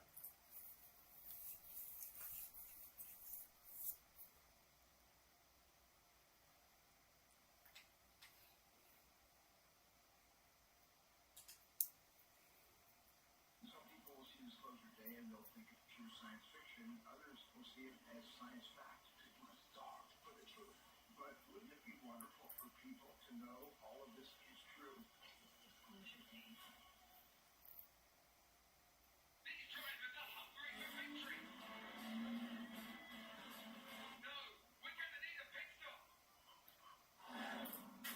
So actually, it was the fact that the texture was in the ground, and it was the ground, the terrain, that was causing the problems. This week, right. Hi everyone, welcome in, welcome back to my channel. My name is Emmy. If you're new here, it's so good to have you here. Today we are watching Buffy the Vampire Slayer Season 1, Episode 11, Out of Mind, Out of Sight. So this is the penultimate episode in this first season. I've been thinking that it's great so far. Like, I love it, and I think that's a good sign because a lot of people say that first season is rough, but I think that really bodes well for me because I've been having a blast. The last episode, Nightmares, was pretty fun. It just reminded me of, like, Freddy Krueger, and I just thought it was a cool concept. Like, it was a very serious story with what happened to that boy, but I liked the way that it was told. Now, we still have that, like, Anointed One stuff going on, which Buffy doesn't know about yet, but we know that the Master is planning something, so I'm not sure if we're building up to that for this finale, or if that's something that will be continued in the next season. Either way, we're just going to go ahead and get into it. If you aren't already subscribed, I'd really appreciate it. Of course, a thumbs up is appreciated too. Also on my Patreon, I'm 4 weeks ahead, so if you're interested in both early access and full-length reactions, you can check out my link for that in the description below. Alright, let's go. Man, bright spring fashions. Spring training. Me at the end of school dance. Cordelia! I am, of course, having my dress freshly made. Off the rack gives me hives. Tell me about it. My eyes are hazel, Helen Keller. You too. God. Well, I haven't been elected May Queen yet. Oh. So Cordelia is going for May Queen. Weird. Oh my god, look at everything in Buffy's bag, including a mace. I don't know why the school admits missiles with her. Oh, poor Buffy. But who cares what Cordelia thinks?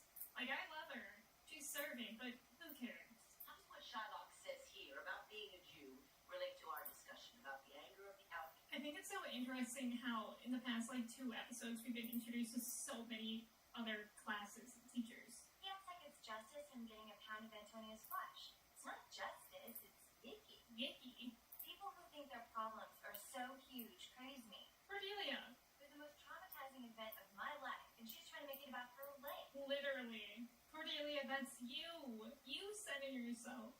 Just stop by tomorrow after school. We'll go over then. That'd be great. Thanks a lot. You're welcome. How interesting. Cordelia actually cares about school. Was that cool to do in this time? Nothing good ever happens in locker rooms. You gotta look good to be on Cordelia's arm. Oh, it's not her arm I'm looking at. Okay. Uh-oh. Something's after him. A girl? Oh, I don't like that. Whoa! Oh! Some sort of ghost beating him up with a bat. So, could it be a ghosty girl that's jealous of Cordelia? And remember who to vote for May Queen, as in me. As in me. Or C for Cordelia this way. People will associate me with something sweet. So are they just gonna forget about how you bullied them all the time? I need the Looney Fringe vote. Dang. Remember in 6th grade with the wheelchair? Right, the guy with the antler. Oh my god, Willow has one of those Kool-Aid things that I used to love as a kid. Yeah, what kind of moron would that be made anyway? I was. Oh, she was. Like before you burned the gym down. Oh, I think Buffy feels a little bit the outskirts here. I don't get students here. This week. Right. What happened? I don't know. Okay, so he didn't die. That's good. What did you? The bat by itself. Cordelia won't want want him to be her date anymore. And that's gonna be a bit awful to witness. Mitch was gonna sue the school? Ooh, Willow. Nice distraction. I know. We need to get over the fact that the school is weird. People at it are weird. It's so hard for me to forget about the fact that if this were to happen to any normal school, the school would be closed. Well, like, people would go home. At least that's how it would be at my school. If somebody got gravely injured in the middle of the school day, you don't just carry on with your school day. Someone with telekinesis failed. Powers of Someone with telekinesis. invisible creature and over. Yeah. Yeah, one of those. What, so they're home with that? When did that happen? Xander, the rest of us have been doing work. Ask around, talk to his friends. Talk to Cordelia. Dr. Cordelia? Yeah, never mind. So, research, huh? Yeah, he wants to do the research if the other job needs talking to Cordelia. What is the period? I went to the hospital. Which the hospital also must be right next door to the school. As we learned from last episode when they went there like 5 times during the school day. How's he gonna look at our prom pictures? How am I ever gonna be able to show them to anyone? Yeah, I knew that's what you would care about. Seconds ago, he's already nosing around. It's shameless. And if, What is this? hey guys, what do you want? Oh, who was that? I mean, she always. Oh, I think whoever's point of view that was is who is at behind this. Get back, everyone. Give her some air. Give her some air, she just fell down the stairs. What happened? Who's the principal here? What happened? This principal sucks. Hush. Who's giggling? Don't sue, that's all he cares about. Okay, so it seems like the bullied is now doing the bullying, but like in an extremely dangerous way because these people could die. For what it's worth, Cordelia never physically harms anyone that we know of. Emotional trauma, sure. Whoever this ghosty girl is, she's taking it to a whole other level. Okay, I know someone's here. Is she going in the ceiling? Josh, have you ever touched a ghost? Where are those guys there? Manipulation to become invisible. This is so cool. Cool? Well, yeah, I would give anything to do. Yeah. Yeah, I mean, in theory. I use my powers to protect the girls' locker room. Yeah, I knew Xander was going to say that, though. How'd she get it? Is she a witch? Because we can find a witch. And we have fought a witch. First thing tomorrow, why don't you pull up that missing kids list? Got it. I love that Willow's wearing a Scooby-Doo shirt, because kind of a bit of a Scooby-Doo gang themselves. You just need a dog. Ooh, Buffy in the cool detective outfit that she changes into whenever she needs to go into the school after hours.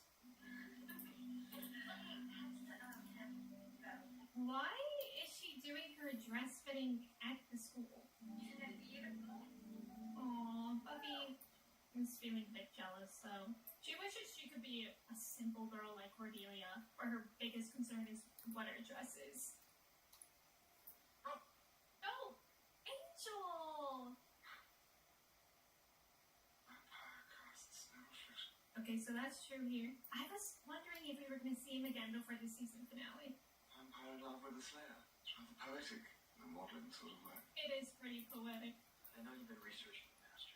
Oh, Angel's probably here with news of what's happened in the finale. Fortunately, the book was lost in the 15th century. Not lost. Misplaced. His place. I can get it. Oh, Angel! It'd be most helpful. That would be most helpful, Angel. Visible girl terrorizing the school. It's not really my area of expertise. No, but it is kind of crazy that Angel has been alive for so long and he didn't, like, bother or even stumble upon learning about other things besides vampires. Ain't seeing nothing there. It's an overrated pleasure. And wouldn't that be inconvenient? How would you know if you have something in your teeth? 2 hours of Oh, is this a girl? Wait, why does she look familiar? okay, I mean, it could happen. And then slides. Oh, ignored. Okay, I mean, it was words. We're talking, okay? Ooh, Oh, Mean Girls. I feel like I know this girl from something. She looks so familiar. I'm gonna have to look that up. Oh, so she so badly wanted to fit in with them. you're making the right choice, and for showing me how much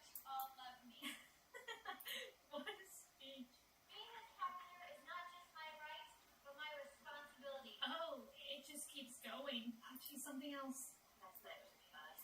But I still think Cody's Buffy! Look at those sunglasses and that scarf. Is Cordelia hired a bodyguard or something? Yeah, those are the guys that we saw before. Check out this one. It's the most recent one. Marcy Ross disappeared like 6 months ago. Marcy Ross? Her only activity was band. She played the flute. So? That's sad that neither of them know her. I'm gonna check it out. See you guys later. Okay, we'll see you after gym. So Buffy is once again skipping class. My card is more than a credit card. It's my life meets luxury card. Turning purchases into rewards on premium cards and elevating every day with no annual fee and low rate cards. Brought to you by Now. My card is your ticket to more. Makes soup season super delicious.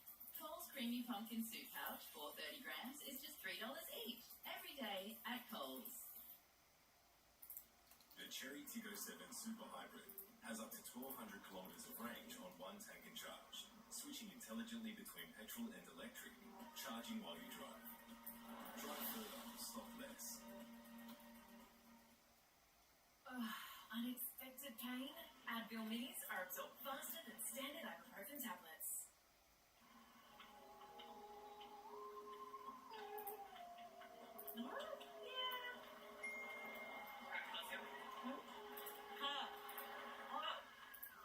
Just be with Belong.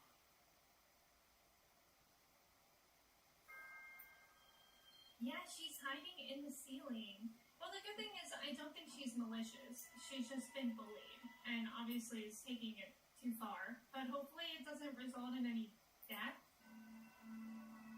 There's the flute. So she's just been living up here? Oh god. Is that her breathing? Is this her point of view? I don't like that. Behind you! Marcy! Why do you immediately have a knife to her? Oh, she put it down. Oh no. Is she gonna hurt the teacher? Because the teacher was nice to Cordelia? Oh no, teachers don't get paid enough for this. Oh, great. She's gonna kill her too! Right when I said hopefully this doesn't result in death. And once again, Cordelia always being the one to find bodies. Oh, thank God, she is alive. The chalk. Now it's like Matilda. I need to rewatch Matilda. I love that movie. Have a nice summer. This girl had no friends at all. Yeah, I remember that. That's what you write for everyone that you don't know well. Have a nice summer is what you write when you have nothing to say. Mm-hmm. For my generation, it was hags. Have a great summer, but you just write hags. Wrote it too. Have a nice yeesh. Oh, Have a great summer. See, I care. You guys don't remember her? Willow. And I don't remember her, so she was basically already invisible. That's so sad. What, she turned invisible because no one noticed her? Oh, of course. Apparently. I should have looked at the quantum mechanical. Of course, the quantum mechanical. Duh, guys. Hero, right? Exactly. So what do we call it? Oh my god, they literally sat behind her. Dang, she was even invisible to her teacher. Ooh, that's rough. Actually, one time, my parents went to a parent-teacher conference, and my teacher didn't even know who I was. But then I switched schools, and to be fair, I never volunteered in class. So I can't imagine that feeling where even the adults don't see you. That is so upsetting. I thought she attacked the teacher just because of the teacher helping Cordelia, but it really was more than that. Cordelia. What? Oh, perfect timing. You know, we've had our differences, with you being so weird and all, and hanging out with these total losers. Great, also a good start. I know that you share this feeling that we have for each other deep down. Nausea? No, Cordelia's right. We do have a deep down feeling for her. This is all about me. Me. Wow, for once she's right. Xander, you're so predictable. You've got all those weapons. I was kind of hoping you were in a gang. You were in a gang. Everyone else was trying to. Oh, see, I love Cordelia. Like, that's huge of her to come to Buffy. And I like that she came here. Oh no, I have a leg. Yeah, she would never be caught dead in a library. Do you have any idea why she'd be so bad? Is she really wearing more Ashley? Cordelia. Priorities, girl. Oh, Marcy. Marcy, this is getting extreme. Messages we don't understand. I kind of feel like Marcy just wants to be seen. Is that not what those messages mean? Seen and heard. Shall we just revel in your fabulous lack of priorities? Unfortunately, that is exactly what I just said 2 seconds ago. But he needs Cordelia's bait. Great. Bait? That's sitting duck. Uh-oh. Marcy made her way in here? I'm really big. Uh-oh. So is Marcy gonna be onto our planet? I'm like her. It's awful to feel that lonely. Oh. I can be surrounded by people and be completely alone. Oh, Cordelia. You know me. I don't even know if they like me half the time. Yeah.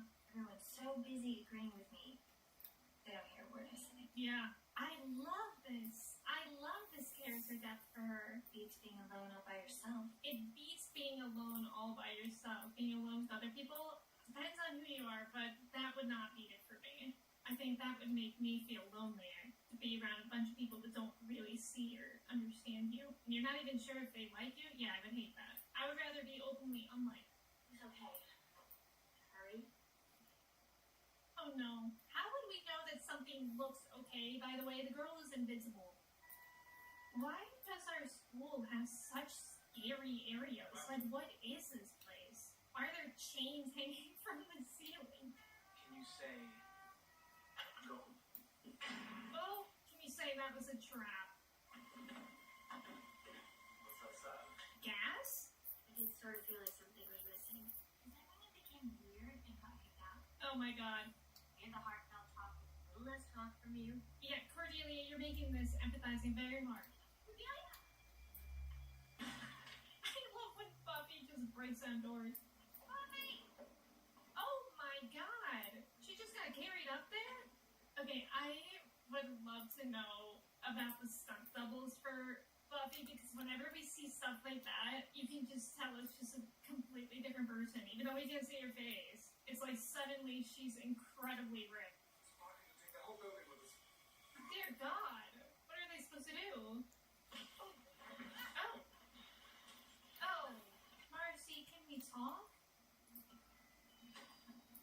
Oh no, what is this? Why did she even have that? Where did that come from? Oh, ew, ew, ew, I hate that. What? How did she get that? Oh, great. So we're just at the bronze now? How did Marcy get us at the bronze while she's invincible and she had to carry 2 girls? How did that happen? My face is numb. What is she doing? Your face is numb. It's weird. Burn. Uh-oh. At least Buffy is here with Cordelia. She has gone mad. You think? Yeah. I still feel bad for her, though. Like, is there really no saving her? I think that's a really tragic story for her. You don't get it. You're not a student. You have a lesson. Oh. I'm gonna give you a face no one will ever forget. Marcy, this escalated so extremely. How did she think of all these ideas? You can't do Although I guess we have to be grateful that she at least numbs Cordelia's face. She didn't have to do that. Please don't do this. Oh, that's really scary. Friends who comes to the coronation tonight will take the sight of the May Queen to their grave. Oh my god, Marcy. This is sick. The local anesthetic's gonna wear off soon. I don't want you to faint. It's less fun if you're not awake. So she wants her awake. That's why. God, who is gonna save them? I think we should start with your smile. I think it should be wider. Okay, Joker. Charm your way out. No, isn't that music? Oh. Yeah, come on, Buffy.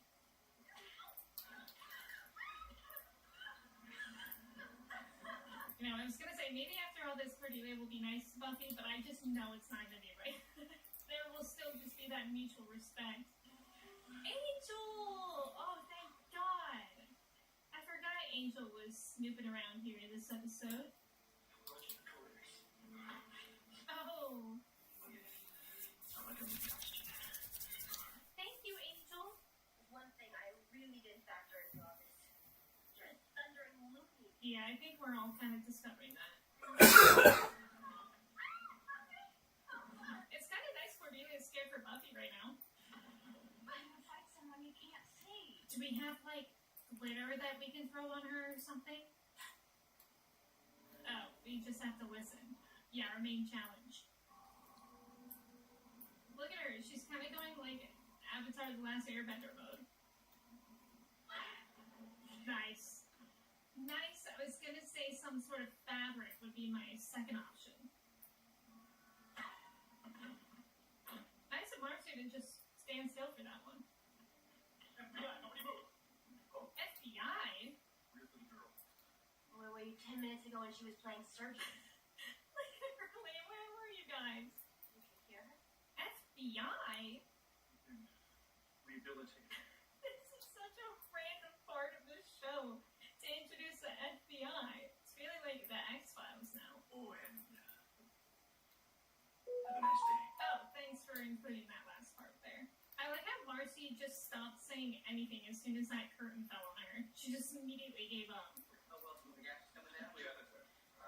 Trying to slide. Janitor, so we're keeping that from her. I guess I just want to say thank you. Yay! Yay, Cordelia! Hanging with these losers, are you?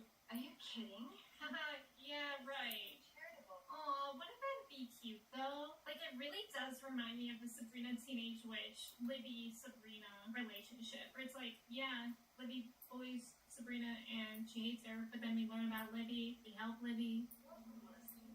Oh my god. Oh my god, it's a class full of invisible children. Okay, class, let's get started. Everybody turn to page 54 of your test. That's so ridiculous. Oh, assassination and infiltration. Oh, the FBI is not rehabilitating her. They're using her. That's crazy. Friends, thank you so much for watching Buffy the Vampire Slayer Season 1, Episode 11 with me. I thought that was a great episode. I mean, I really do like Cordelia as a character a lot, even before this episode. But I think this episode added the depth that her character needed. And I loved what she said, that she feels lonely, even surrounded by many people, because that's a real thing. And I like that added that context for her, instead of just being a flat, one-dimensional, mean, pretty popular girl. The end there with the FBI, I think, was the most surprising part and very intriguing. I kind of like that. It gets kind of conspiracy theory-like, like very X-Files. And I think if that element is included in Buffy a lot, and maybe the repercussions of that kind of stuff going on, that could be super interesting, because I love the X-Files. I think that would be a cool connection to like that kind of theme. But yeah, we have the finale up next. I'm really looking forward to it. Thank you again so much for watching with me, and I will see you in the next video. Goodbye!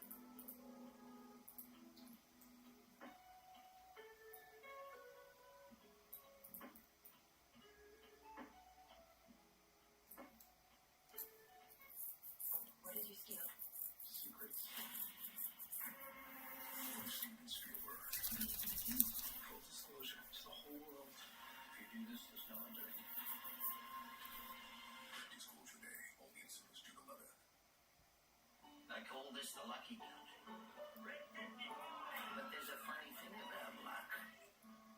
There's only so much of it to go round. The cow. See, while you're having a rip, someone else is having a shocker. Yeah, you never know which end of the stick you're gonna get. When the lucky country isn't so lucky.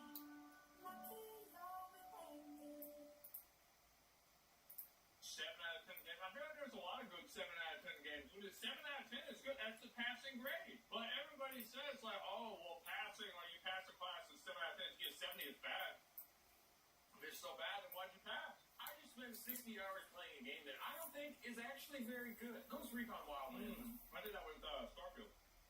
Pretty universally seen as a 7 out of 10 back when it came out in 2016. 17 out of 10. The writing is among the worst of any game I have ever played. The voice acting comes across as like a middle schooler's idea of what they think sounds cool and awesome. The interventionism power fantasy of hunting down a Bolivian drug cartel by blowing up tangos everywhere you go. Hell yeah.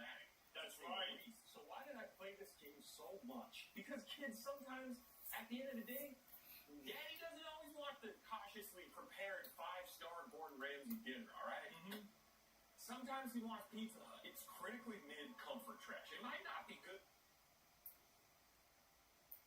Those pizza buffets were delicious. I don't appreciate what he's saying. Now, was Gotti Town better? In my opinion, it was. That's why Gotti Town's still in business. Pizza Hut's not. But Pizza Hut was good. Free brain, but spin me right round and call me dead or alive and free weeds wall. Holy shit, maybe I do like sports, Dad. Come on. But many of these critically deemed 7 out of 10s are often capable of scratching a specific itch. An itch that those esteemed 10 out of 10 hold forward while your character shimmies through a tight crack game. How exciting. Quite scratch. The only thing they scratching is that tight crack on their ass. The best 7 out of 10s might not always fully stick the landing, but hey, at least it's trying out some cool new trick. Don't worry about the haters, bro. I got you. 7 so that 10s can steal their mechanics later and win a bunch of awards. That's why 6 scares 7, not because they're not. Take the Just Cause series made by Avalanche Studios. You know, some real solid 7 out of 10. I feel like people also are too reliant on what other people like with games. They're like, I'm not supposed to like this game, so I'm not going to play it or like it. Like, I would say most people that don't like games like Starfield, for example, a lot of them probably didn't play Starfield. Now, to be fair, you don't have to eat shit to know that it tastes bad. So I understand where they're coming from, but it's always better to know what you're talking about and to have experienced it firsthand. Do people like them because they're polished? Are you blind? Are you here right now? Is he standing up or is he in your chair right now? People love the physics-based sandbox of chaos and experience and creativity and gliders and scratches chin, ponders. What's in like every game in the past 5 years? Pertains to gliders, my lord. Wildlands is borderline race car most of the time, so that's pretty rough. That's but good if you though. People like all that stuff. It's also a gorgeous, massive sandbox of opportunity that grants you so much freedom in how you want to pursue your objectives, and you can play with your friends. And surprise, surprise, it's made by the undisputed king of the 7 out of 10 open world game, Ubisoft. Who the fuck you call him soft, brother? You're in the software. Matter of fact, you be Ubisoft with that. Some things never change. Say you're sorry. Say you're sorry. We often give Ubisoft a bunch of crap for what they do. And honestly, we should. They do a lot of dumb shit. Ubisoft Connect can connect its foot to my ass. Wait, that's kind of what it tries to do, though. That's the problem. that. Reverse it. Put the shit.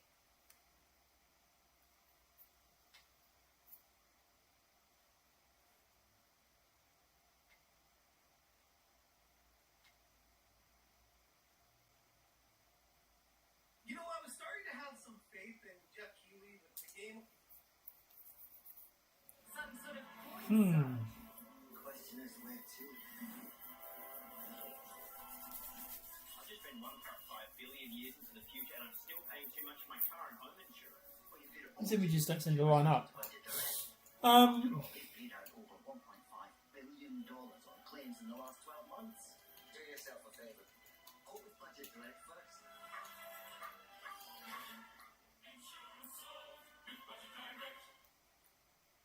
You know, I was starting to have some faith in Jeff Keighley with the Game Awards and 2025 and how it was actually, outside of Highguard, a pretty decent show that I attended in person and had fairly limited DEI and injecting the inclusion stuff. Sure, it was there, but it was sprinkled throughout so limited that I felt like he was turning a quarter. And then we got the update from Summer Game Fest today, and he threw it all away. I said, if gaming is ever to return to being for everyone, we need to start by no longer singling out race, gender, and ethnic groups. This is actual sexism. This is actual racism. Disavow and shun shameful Jeff Keighley, who, shout out to Jeff, still hasn't blocked me. Surprise. For the Summer Game Fest, they said, stay tuned for upcoming events as part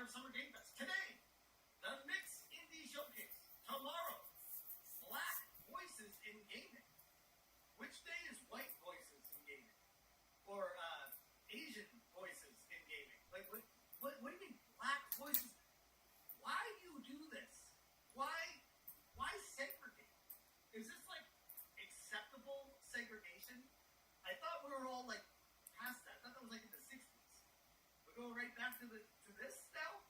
Like they get their own special water cooler. They get their own special bathroom. They get their own special events. What the fuck are we doing here, Jeff? I mean, this is fucking weird, bro. I don't know what to tell you, but Thursday, I should have circled the one above this. I kind of crossed up, but Latin America Game Showcase, and then women-led games. How about men-led games? And wait, hold on. Before we even go to that, can they actually define what a woman is? Can we start with what is a woman, Jeff Keighley? What do these people consider a woman to be? You know, the progressives, they get all confused with this stuff. And they went on to showcase these screenshots of the Summer Games Showcase Indie Mix, Black Voices in Gaming, which this is not the first year this has been done. This has happened for multiple years now. And I've had people try to hit me with that, oh, this happens every year. And I'm like, and that makes it acceptable. Why? Just because it's always happened? So you good with that? I mean, I feel like this is the kind of stuff that Martin Luther King would be like, what are we doing, bro? This is not what I meant. I wanted us to stand together with people, not separate ourselves. This is fucking weird. Latin American Games Showcase? Legs? Okay. Women-led games. Celebrating the games and studios built by the women shaping our industry. And I had a lot of pushback from this one being like, oh, women need to be propped up because it is a male-dominated industry. Oh, okay. Where is the women-led trash bin? I don't see them propping up women. Where's the women-led concrete mixing association? Where is the women-led any male-dominated works? Where's the women-led construction? My point being is like, why do they need to prop up women in this industry, but not any other industries? Why is it this one? They can never seem to answer that question. I find that very curious. And then on top of that, speaking of propping up, this is Kotaku. One of their buddies in the industry, GameSpot veteran Lucy James, is leaving to launch a newsletter at Player.gg. The new platform is aiming to streamline game discovery and partnering with Jeff Keighley's Summer Game Fest. So, you know how we always talk about access media, and their only reason why they can get attention is because they have the access? This is access media holding on with a death grip. They know it's falling apart right before their eyes, and they are now sharing their friends in the industry to prop them up as it's all falling apart. Be like, this Lucy James is leaving to launch a newsletter, Player GG. Go support her because she has a connection partnering with Jeff Keighley. Why does she have a connection? Why? Do you know how many people are doing things like this and trying to get spotlights on games and discovery and game discovery? Hell, on this channel alone, I've spotlighted many indie games over the years. In fact, I've even had Real Life Fake Wizard on to talk about the Real Life Fake Portal. And I even said, this is already being done at fakeportal.com by the Real Life Fake Wizard. All you guys are doing is self-promoting to keep power away from the actual players. So they see it all falling apart, so they start to prop up each other. This is the Summer Games Fest schedule, and it goes through breaking down blacks in gaming, girls in gaming, Latin American in gaming, Southeast Asian Games Showcase.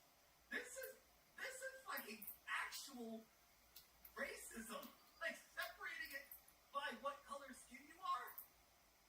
This is insane. But don't worry, guys. Hold on. Don't worry. This is acceptable racism because lefties are running the show with this, so it's totally okay. No issues. We got Tebow minimal effort gaming. You should have known better than to post a Kermit gift. Jeff Keighley in front of Highguard. Jeff Keighley replying to the Game Leaker at Summer Game Fest. Summer Game Fest will have at least one video game reveal.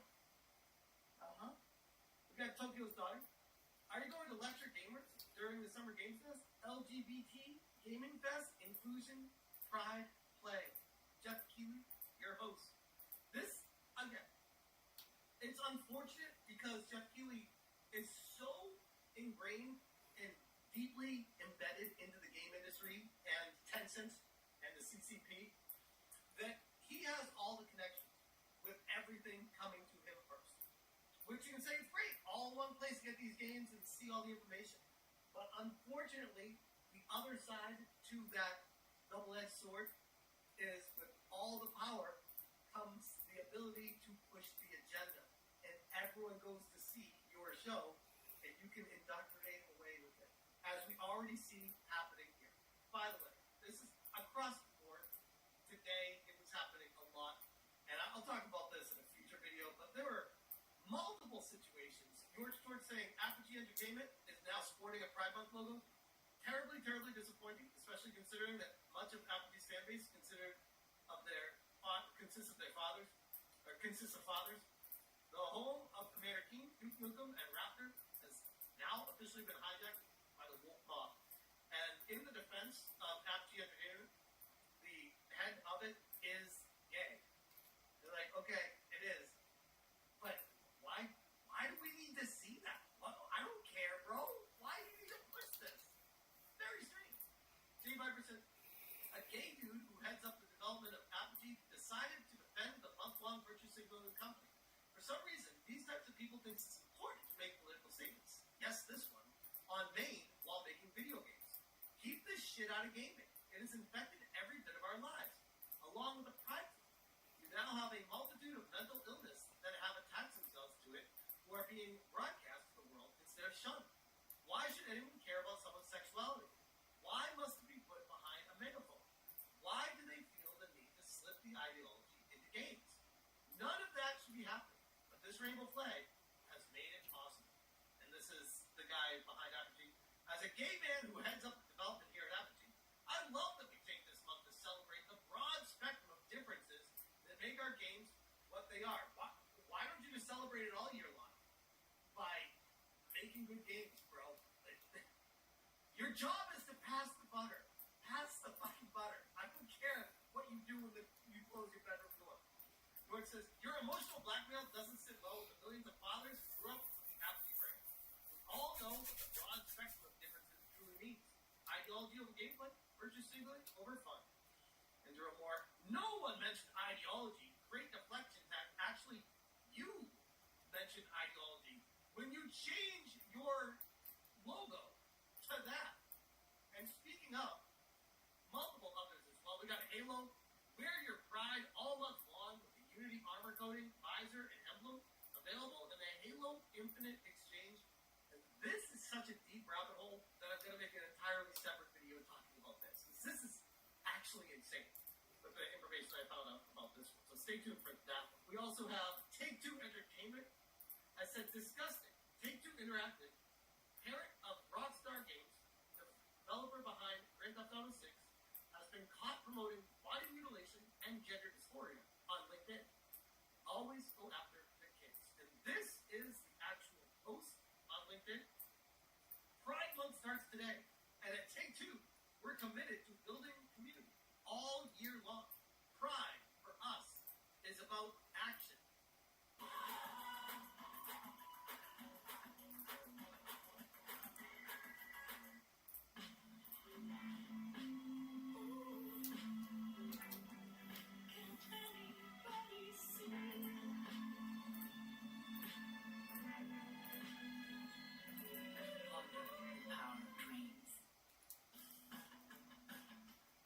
Ooh, that's Vindaloo giving you heartburn. Zantucket. For all-day heartburn relief that starts to work in 30 minutes. Zantucket! Okay? What kind of action we talking here, bro? Through our global community groups like Take-Two Queer, T2Q, we create spaces where colleagues can connect and feel a true sense of belonging wherever they are. Learn more about T2Q below loans from BlackRock. They hold all the cards. Everyone bends the metaphorical knee to get that ESG score raised up. They don't give a shit about this stuff at the end of the day. But by pushing this forward, they're trying to indoctrinate the future and telling you that they care more about getting that sweet, sweet BlackRock ESG score than what they actually make for a video game. What does Pride Month mean at Take-Two? When we show up for each other, we build stronger communities. Together, 2K, T2Q, and Z Pride.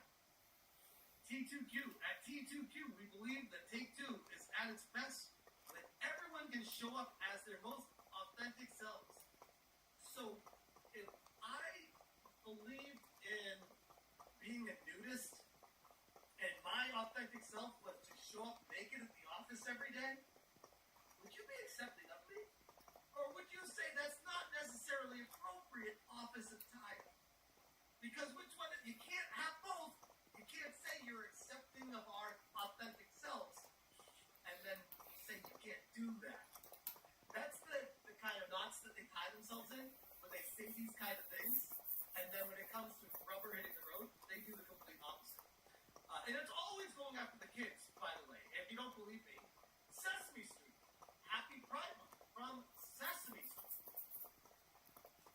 Huh? Celebrating and uplifting the LGBTQIA.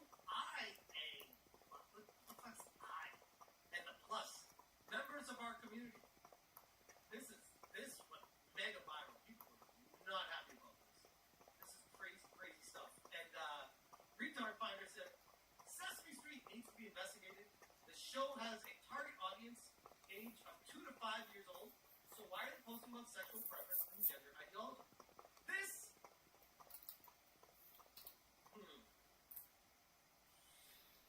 is Aaron Bisbee, Senior VP Marketing at Sesame Workshop, and would oversee social media.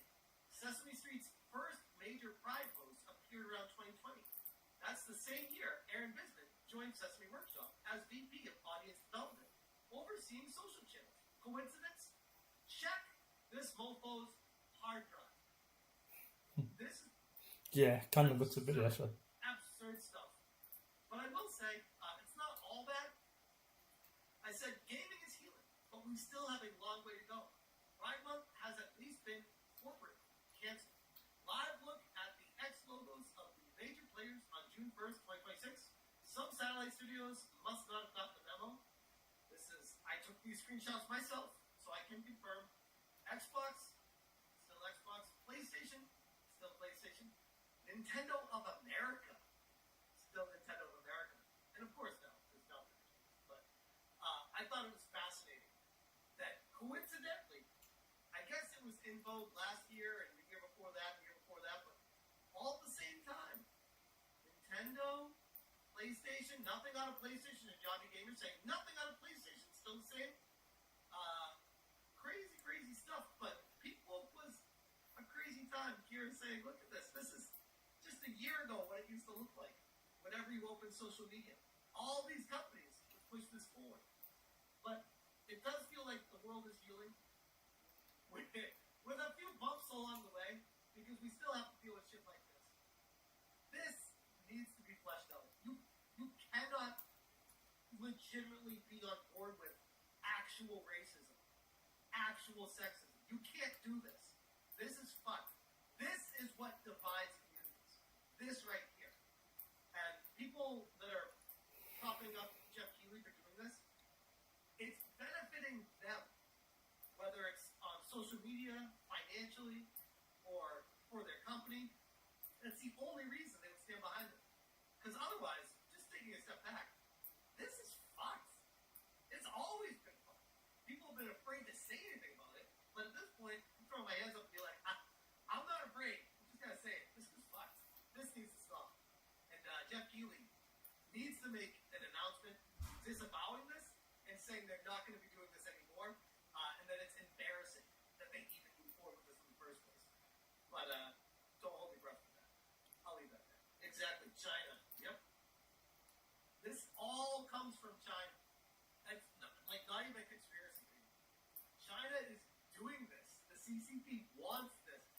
know they spread this across the planet, it destroys societies.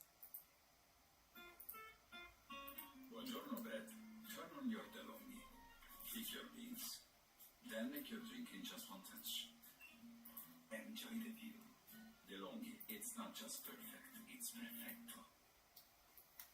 Do more for your immune health with Blackmore's Immune Health range, featuring the new Gut Immune Biotic and Bio C1000.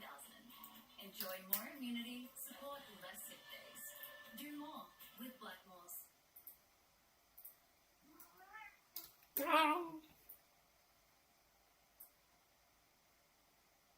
I thought I heard the old man say, leave her, Johnny, leave her.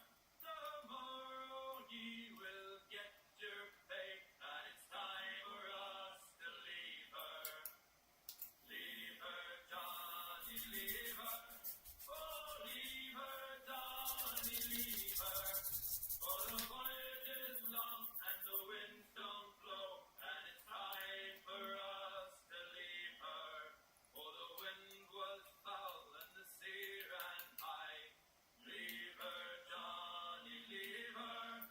She shifted green and none went by, and it's time for us to leave her. Leave her, Johnny, leave her. Oh, leave her, Johnny, leave her. For the voyage is long and the winds don't blow, and it's time for us to leave her. I hate to sail on this rotten tub. Leave her, Johnny, leave her. No grog allowed and rotten grub, and it's time for us to leave her. Leave her, Johnny, leave her. Oh, leave her, Johnny, leave her. For the voyage is long and the winds don't blow, and it's time for us to leave her. We swear by rote or want of more. Leave her, Johnny, leave her. But now we're through, so we'll go on shore, and it's time for us to leave her. Leave her, Johnny, leave her. Oh, leave her, Johnny, leave her. For the voyage is long and the winds don't blow, and it's time for us to leave her. Running down to Cuba with a load of sugar, wavy boys to Cuba. Make her run your line to squeeze, running down to Cuba. Wavy boys to Cuba, running down to Cuba. Oh, I got a sister, she's 9 feet tall. Wavy boys to Cuba. Sleeps in the kitchen with her feet in the hall. Running down to Cuba. Wavy boys to Cuba. Running down to Cuba. The captain, he will trim the sails. Wavy boys to Cuba. Winging the water over the rails. Running down to Cuba. Wavy boys to Cuba. Running down to Cuba. Give me a gal can dance fandango. Wavy boys to Cuba. Round as a melon and sweet as a mango. Running down to Cuba. Wavy boys to Cuba. Running down to Cuba. Oh, the sugar and homeward go. Wavy boys to Cuba. Mr. Makepeace told me so. Running down to Cuba. Hey, wavy boys to Cuba. Running down to Cuba. You think he went? You think he left her after everyone told him to leave her? Johnny, I mean. And then he went to Cuba? You think that's where he went? I wonder. I mean, he should. He should. Everyone's telling him. Everyone's telling him to do it. He's just not doing it. So I don't feel that bad at the end. End of the day, frankly. Just being honest. Yeah, he ran down. Oh, okay. Everybody feeling good? Everybody feeling good? I'm feeling okay. I sure am. I sure am. How's everybody?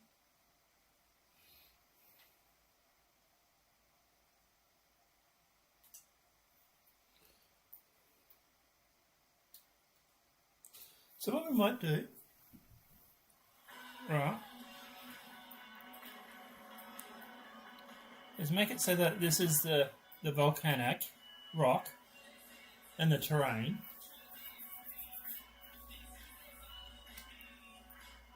And this is the actual border or the boundary here, this part. But this part here is like the walkway, maybe.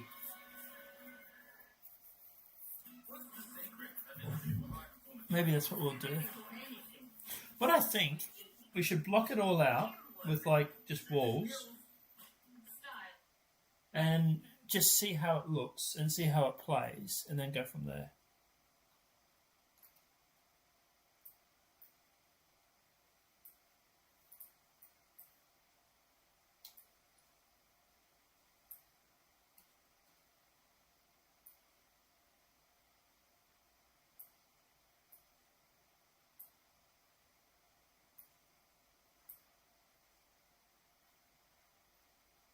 Marathon is free to play as of June 2nd.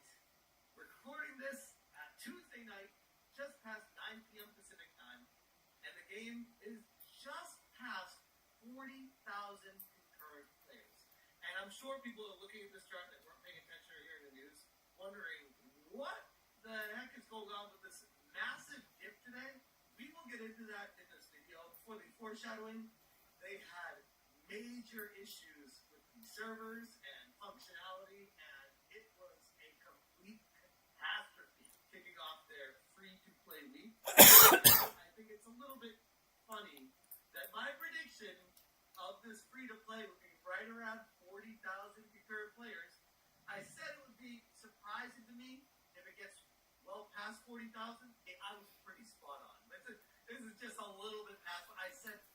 I bet around 40,000. Here it is. 40,000. I was pretty spot on. That's amazing. And comparing that to Destiny 2 at the same time, it is not even able to double up Destiny 2, which is really bad for being free to play. Let's dive into the details of the server problems that they had. But yes, this is the first day of it being free to play. I do expect it to go up from here. They had major server issues and problems, and it's Tuesday. So yes, when we get to the weekend, it's probably going to go higher than this, but I don't know how much higher. I would be floored if it gets past the all-time peak. Absolutely floored. I don't think it has a chance at doing that, but hey, who knows? It's free to play. The all-time peak, it's never been free to play for the all-time peak. The Server Slam weekend was in the six figures. That was before it went live for buying it. So maybe it would get back to that point, but I don't think so. Because the people who have already played it determined they don't want to play it again. I'm one of those people. I'm like, it's free to play. People are asking me, do I want to play it? And I was like, no. I already know what it is. I'm good.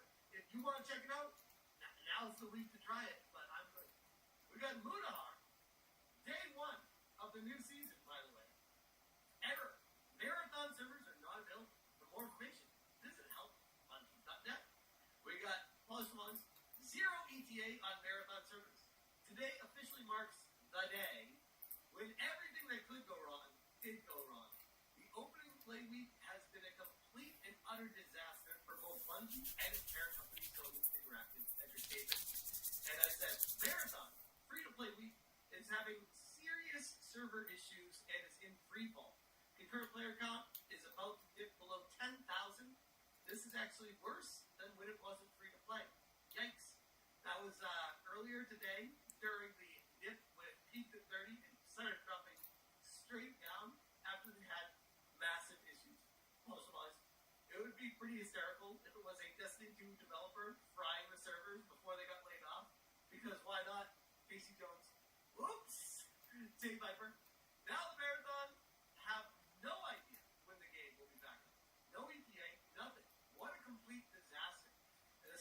Marathon development team, we need additional time to complete marathon maintenance and deploy the patch.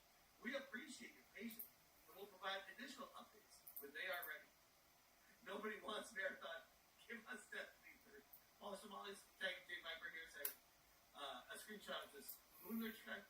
People review bombing marathon for the servers being down is so crazy to me. Like, yes, that shouldn't happen. Yes, it's disappointing. But Brock, come on. It's just the beginning of the free trial and you haven't played a single match. What do you mean it's bad? That's actually exactly why you give something a bad review. It's because you can't get into the game. Paul Somalis. Marathon has done it. They finally broken Destiny 2's 11-day streak. All it took was going free to play. Marathon is currently sitting at around 28,000 concurrent players as of 10:56 a.m. Pacific time. This is before it ran into the issues and started falling apart. G. Jake saying, Marathon Season 2 is free to play starting today, June 9th. If you've been on the fence about Marathon, come play. There's a large barrier to entry. Break through, and the game is fantastic. Playing Marathon is not a betrayal to Destiny. These guys, this guy with nearly 370,000 followers, Twitch partner, and a #1 flawless Destiny 2 player. Please, guys, support Bungie. They need you. Tom Henderson, Marathon Season 2 launch is a disaster. Broken servers, plus trying to bring in a new influx of players, is an extremely bad look. Wesley says, it's over, do you reckon? Bungie is having a tough time right now. Tom Henderson, I hope not. I really enjoy Marathon, but this season's launch is a disaster. Trying to put the fire out over on r/Marathon. Launch server issues, Megathread, please, don't go. Keep trying. Ongoing issue, we're continuing to investigate the Anteater, Monkey, and Weasel errors. We're also going to be sending 3 deluxe sponsored kits to everyone who's logged in during the affected times. These will be distributed once things are stable. Thanks for hanging with us, and we'll share more information as soon as we can. Hey guys, playing on a free-to-play weekend, and now they're giving you free stuff. You don't even have to play the game. Just get free stuff for showing up. Please play. Kill the game. Oops. Quote tweeting, Lord Vinky, I unironically think with this free week, we're going to see 100,000+ people on launch, and I'm not joking or exaggerating. Quote tweet me when it doesn't happen. I mean, that's one way to get attention because it definitely did not happen. It barely got past 40,000 on launch. And Marathon is struggling, but that didn't stop PlayStation from pushing out their automated Marathon Season 2 starts today, introducing Night March map, defensive runner shell Sentinel, new runner shell upgrade options. If you're able to get into the game and play it, that is. This is Evan Berman, who is the global community lead for Destiny at Bungie. Says, sorry for the server issues, runners. We'll be sending 3-time deluxe sponsored kits out when they're resolved. The team is on the case. And it literally took almost 7 hours. It was basically the entire day. How bad it's been. Lord Charizard says, I was predicting 50,000 to 60,000 day for Marathon. Not looking good. Again, the server issues did impact this, but even with that, it's been brutal now that they've been restored. Mark Fox, weekend at Bungie's, I had to share. This is Bo, of course, with the trans flag. Here we go. You already know what you're getting. I'm convinced this is a DDoS attack. If any game is going to get this kind of treatment, it's Marathon. DDoS attack. Yeah, mate. But I'm glad Bungie dropped off the pronouns in the last devs video. Baby steps. But is a mega W for gamers. That this game is going to burn in hell. And then the trans person replies, you are mentally unwell. That is quite ironic. I wholeheartedly agree with that one. Calico, 28,000 players playing the brand new Marathon update, and the servers are crashing with error codes, resulting in people who had Season 1 level 75 kits to lose them. Lord Vinny, Marathon's only content creator, says that Marathon would easily break 100,000 players today. It did this is IGN posting, PlayStation's highly anticipated State of Play event was flooded by demands for Destiny 3 during the opening of the show. PlayStation's official Twitch chat was almost completely dominated for cries for a new Destiny 3. That is telling you what the sentiment of the community is overall. And we'll leave it with this. Most of all, Marathon, Day 89, a new beginning. Now, this is before everything went to shit, and it was a hope for Bungie to see, is this going to rekindle the spark for this game and get it to take off? Man, if you could have plotted out bad days and the worst days possible, this would be really close to the worst days possible. Marathon reached 13,850 concurrent players on Monday evening, up from 11,000 the week before. For context, April's Monday peak was 31,000, so nearly a third less as usual from the month before. Destiny 2's concurrent player count reached 25,000 last night. This marks the 11th consecutive day that Destiny 2 surpassed Marathon. The petition on change.org has hit a milestone, reaching 332,000 signatures, and as of right now, it's at 341. These people really want Destiny 3. Marathon Season 2 Nightfall just dropped today with a free open play week, June 2nd to June 9th. After season, which by the way, I understand this is apparently just in the United States, people in Europe and Canada are telling me that they do not have the option to play this game for free right now, which I found shocking. After Season 1's sharp player drop and criticism over the grind, lights, and friction, fans see Season 2 as Bungie's big chance to turn it around. New Night Mars Zone, Sentinel Shell, Cradle build crafting, faster progression, and quality of life tweaks are getting hype, but many are watching player retention closely.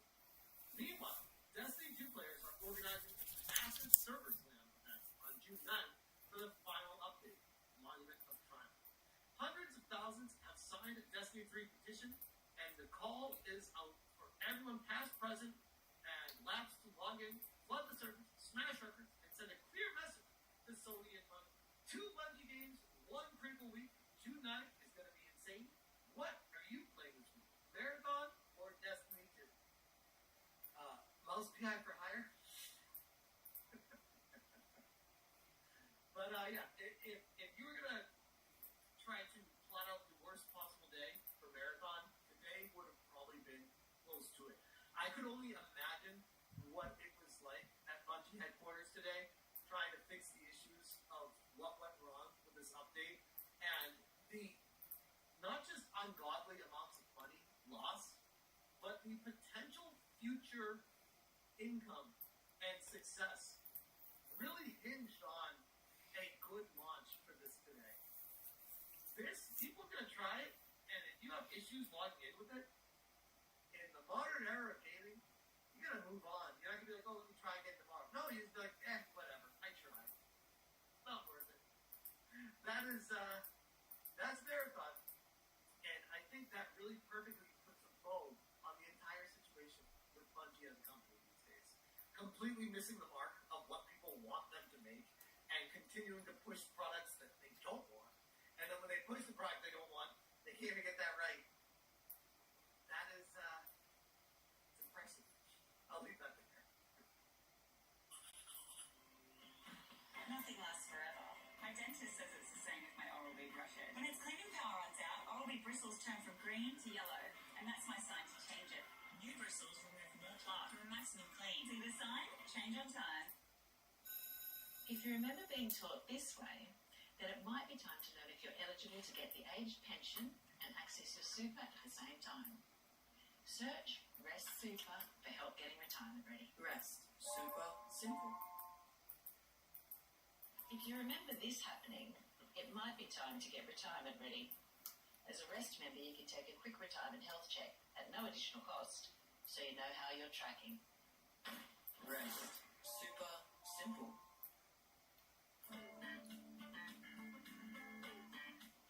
Smelly night guard? Polydent Retainer and Mouth Guard Cleanser helps keep your night guard from becoming a germ yard and removes 99.9% of odor-causing bacteria. It's that time again. Everyone's favorite game to talk about, but not actually play, Marathon. And you thought it's been bad before. Just over 11,000 concurrent players on a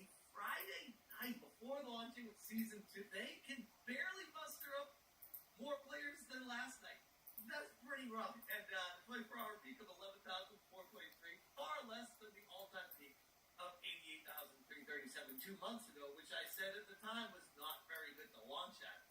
This is embarrassing. And for those that missed it, yes, Bungie has announced that they will be foregoing any more updates for Destiny 2, our most recent update they'll be putting out, and focusing all efforts on Marathon moving forward.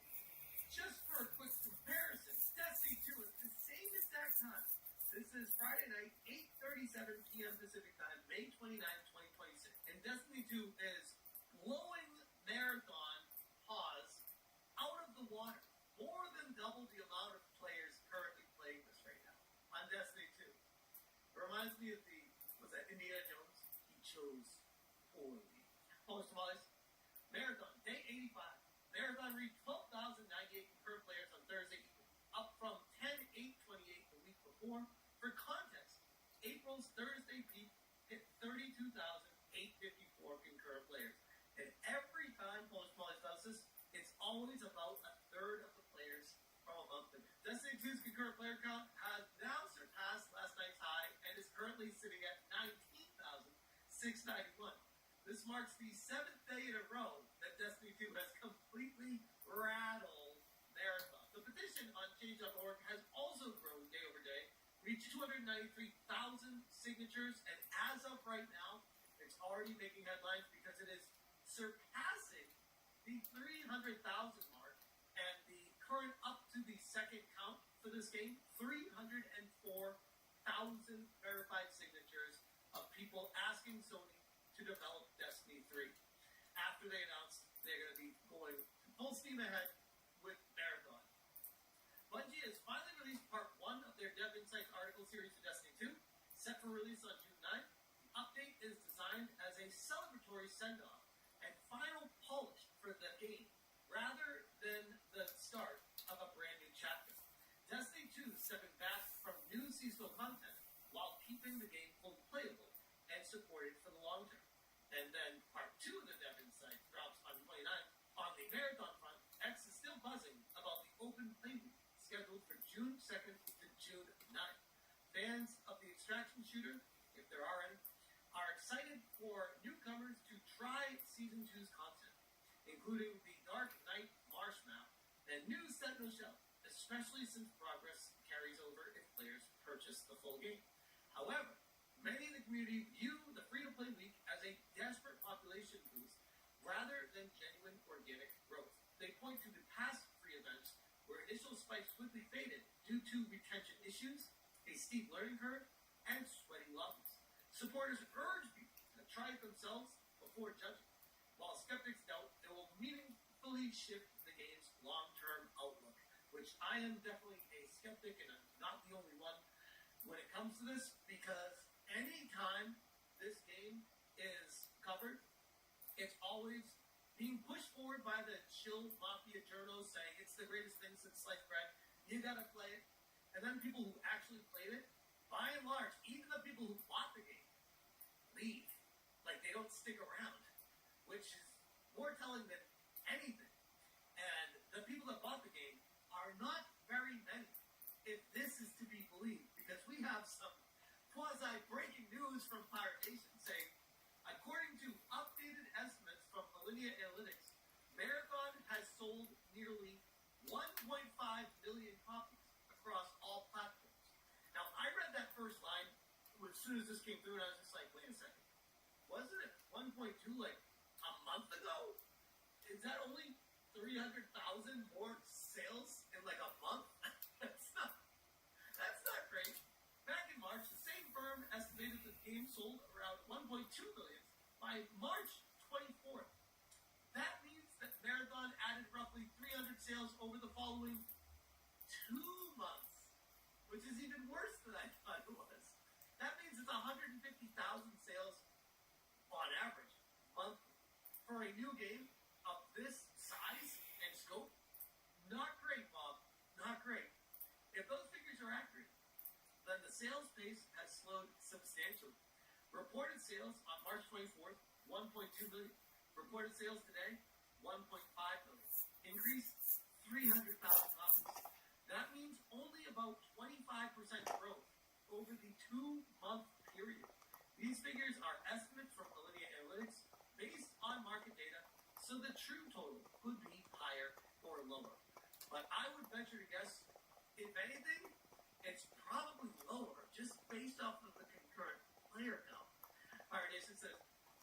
reportedly considered relaunching Destiny 2 as Destiny Infinity. A recent report from Forbes on Lockheed Hall claims that Bungie considered relaunching Destiny 2 under the new name Destiny Infinity instead of developing a full-on Destiny 3. According to the report, the idea was to refresh and rebrand Destiny 2 while preserving the existing game and player base. The concept would have provided a major reset for the game's direction, with larger expansions and significant changes to the overall experience. However, the project was never approved and remained an internal discussion. We have many comparisons coming through with what is going to go down in history in gaming as one of the worst decisions in corporate decision-making. Choosing to go forward with Marathon and leave Destiny behind. Lord Charizard says, 4 p.m. on the East Coast, Destiny 2, a mostly console game, is currently destroying Bungie and Sony's golden child, Marathon, by over 12,000 current players. Marathon hasn't seen current players over 20,000 in over a month. Reminder, it's only a 3-month-old game, and this was earlier today when it was eating its lunch. 20,000. Right, there. This is good. Big areas. The games are dead and the studio is closing down. Quote tweeting this very trans-flag person. Right-wingers are genuinely such fucking crybabies. Wah, wah, wah. Fuck off. Says the crybaby. I feel like that's projection, just the way I read that. Yeah, me too. Quote tweeting Sergey. What a gay-ass dev team, bro. Like, let me move myself just so you can get down that he is definitely a he-him. In case you weren't sure, this dude with a beard and the build of a dude wants to be clear to let everyone know that he is definitely a dude, in case you had any question about it. But it's not a cult, guys. Definitely not a cult. Jay Viper. Shills don't even hide it. Quote tweeting this Lord Bugs guy. Encouraging review bombing with everyone that has bought Marathon. Genuinely loves it. What happened to my gaming community? Why did we let cornballs like this get a platform? Oh, and it turns out he's a Marathon streamer. Just a little bit of bias. Kyle, even I don't like to say shit this strange. Who's going to make Destiny 3? Current Bungie? Has the question been asked by a single content sunset accepting deep throated lucking the activists at 2026 Bungie? That is pun intended, quite the mouthful, Kyle. Jake Lucky. Quote, I want Destiny 3 and Marathon. If I have to fucking bury you myself to send a message, I shall. We covered this previously, but as to Cross, really angry about the situation. Quick clip. Okay. I know a lot of people that are not going to be playing Marathon Season 4 or Season 3 or whatever. I know a lot of people right now that from since last week's announcement have essentially completely walked away from Marathon. I don't want to play Marathon. I'll play it maybe seasonally. I may jump in 2 weeks. He's not going to play it. But I want Destiny 3. I want this universe expanded. So I feel like a lot of people are saying, I want Destiny 3. They're starting the petitions. They're wanting to prove to Bungie that there is a fan base for Destiny. And they're all coming together trying to make this movement happen. I hate to keep being the bearer of bad news, but the decision has been made, and Sony is not going back on this. Now, they might sell off the property or lease it off to someone else to make a Destiny 3. But first off, in the current form that it's in, do you even want Bungie to make it? Like, honestly, the people working there right now, the slop that they've been putting out there recently, you sure you want them to make a Destiny 3? A serious question. Because right now it's all theoretical, like, oh, Destiny 3 would be great, it's amazing, it's coming from Bungie, we need Bungie to make. This is not your original Destiny's Bungie team, God. That team is long gone. Yes, there are some remaining people, but who are the others that replace the ones that left? Jay Viper said, isn't it a little early in the morning to be beating up the new kids in Destiny 2? Blue says, Cross addresses a statement about burning Marathon to the ground. Everyone online is not sarcastic. Well, there are definitely people being sarcastic, and there are definitely people that are being dead serious. Personally, when I said I would do everything I can to bury Marathon, to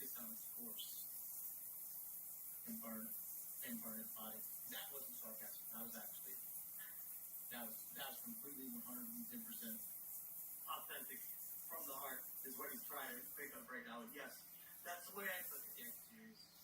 Completely honest. If you would give me a D3, yeah, I'd do it twice. I'm just being real. If I knew, I wouldn't go out of my way to do it. You know what I mean? Not that I even have the ability to do it, but I'm just saying, if it was like a guarantee, like, you know, this will give you a D3, yes. It's not happening. No matter how many votes come through, no matter how many signatures happen, it's not. I'll be the first. I will hold the L if this massive movement gets Sony to change their mind and say, due to the overwhelming response from the community, we will be changing course and working on Destiny 3 and leaving Marathon behind and putting $500+ billion into Destiny 3 because of the demand from the player base. I promise you guys, I will be holding the L. I will say, holy crap, I don't think I've ever been more wrong in my life. It's not happening. I don't know what else to say. We'll leave it at this. It's Friday night. It's wild that the Destiny 2 community are still logging in tonight. It's currently at 24,461 players on Steam and Rise. Alright guys, that'll probably be it for the night. Because I'm about to eat some very crunchy chips. But we'll continue this tomorrow night. I think we're getting somewhere. I think we found a pipeline that works. So, yeah.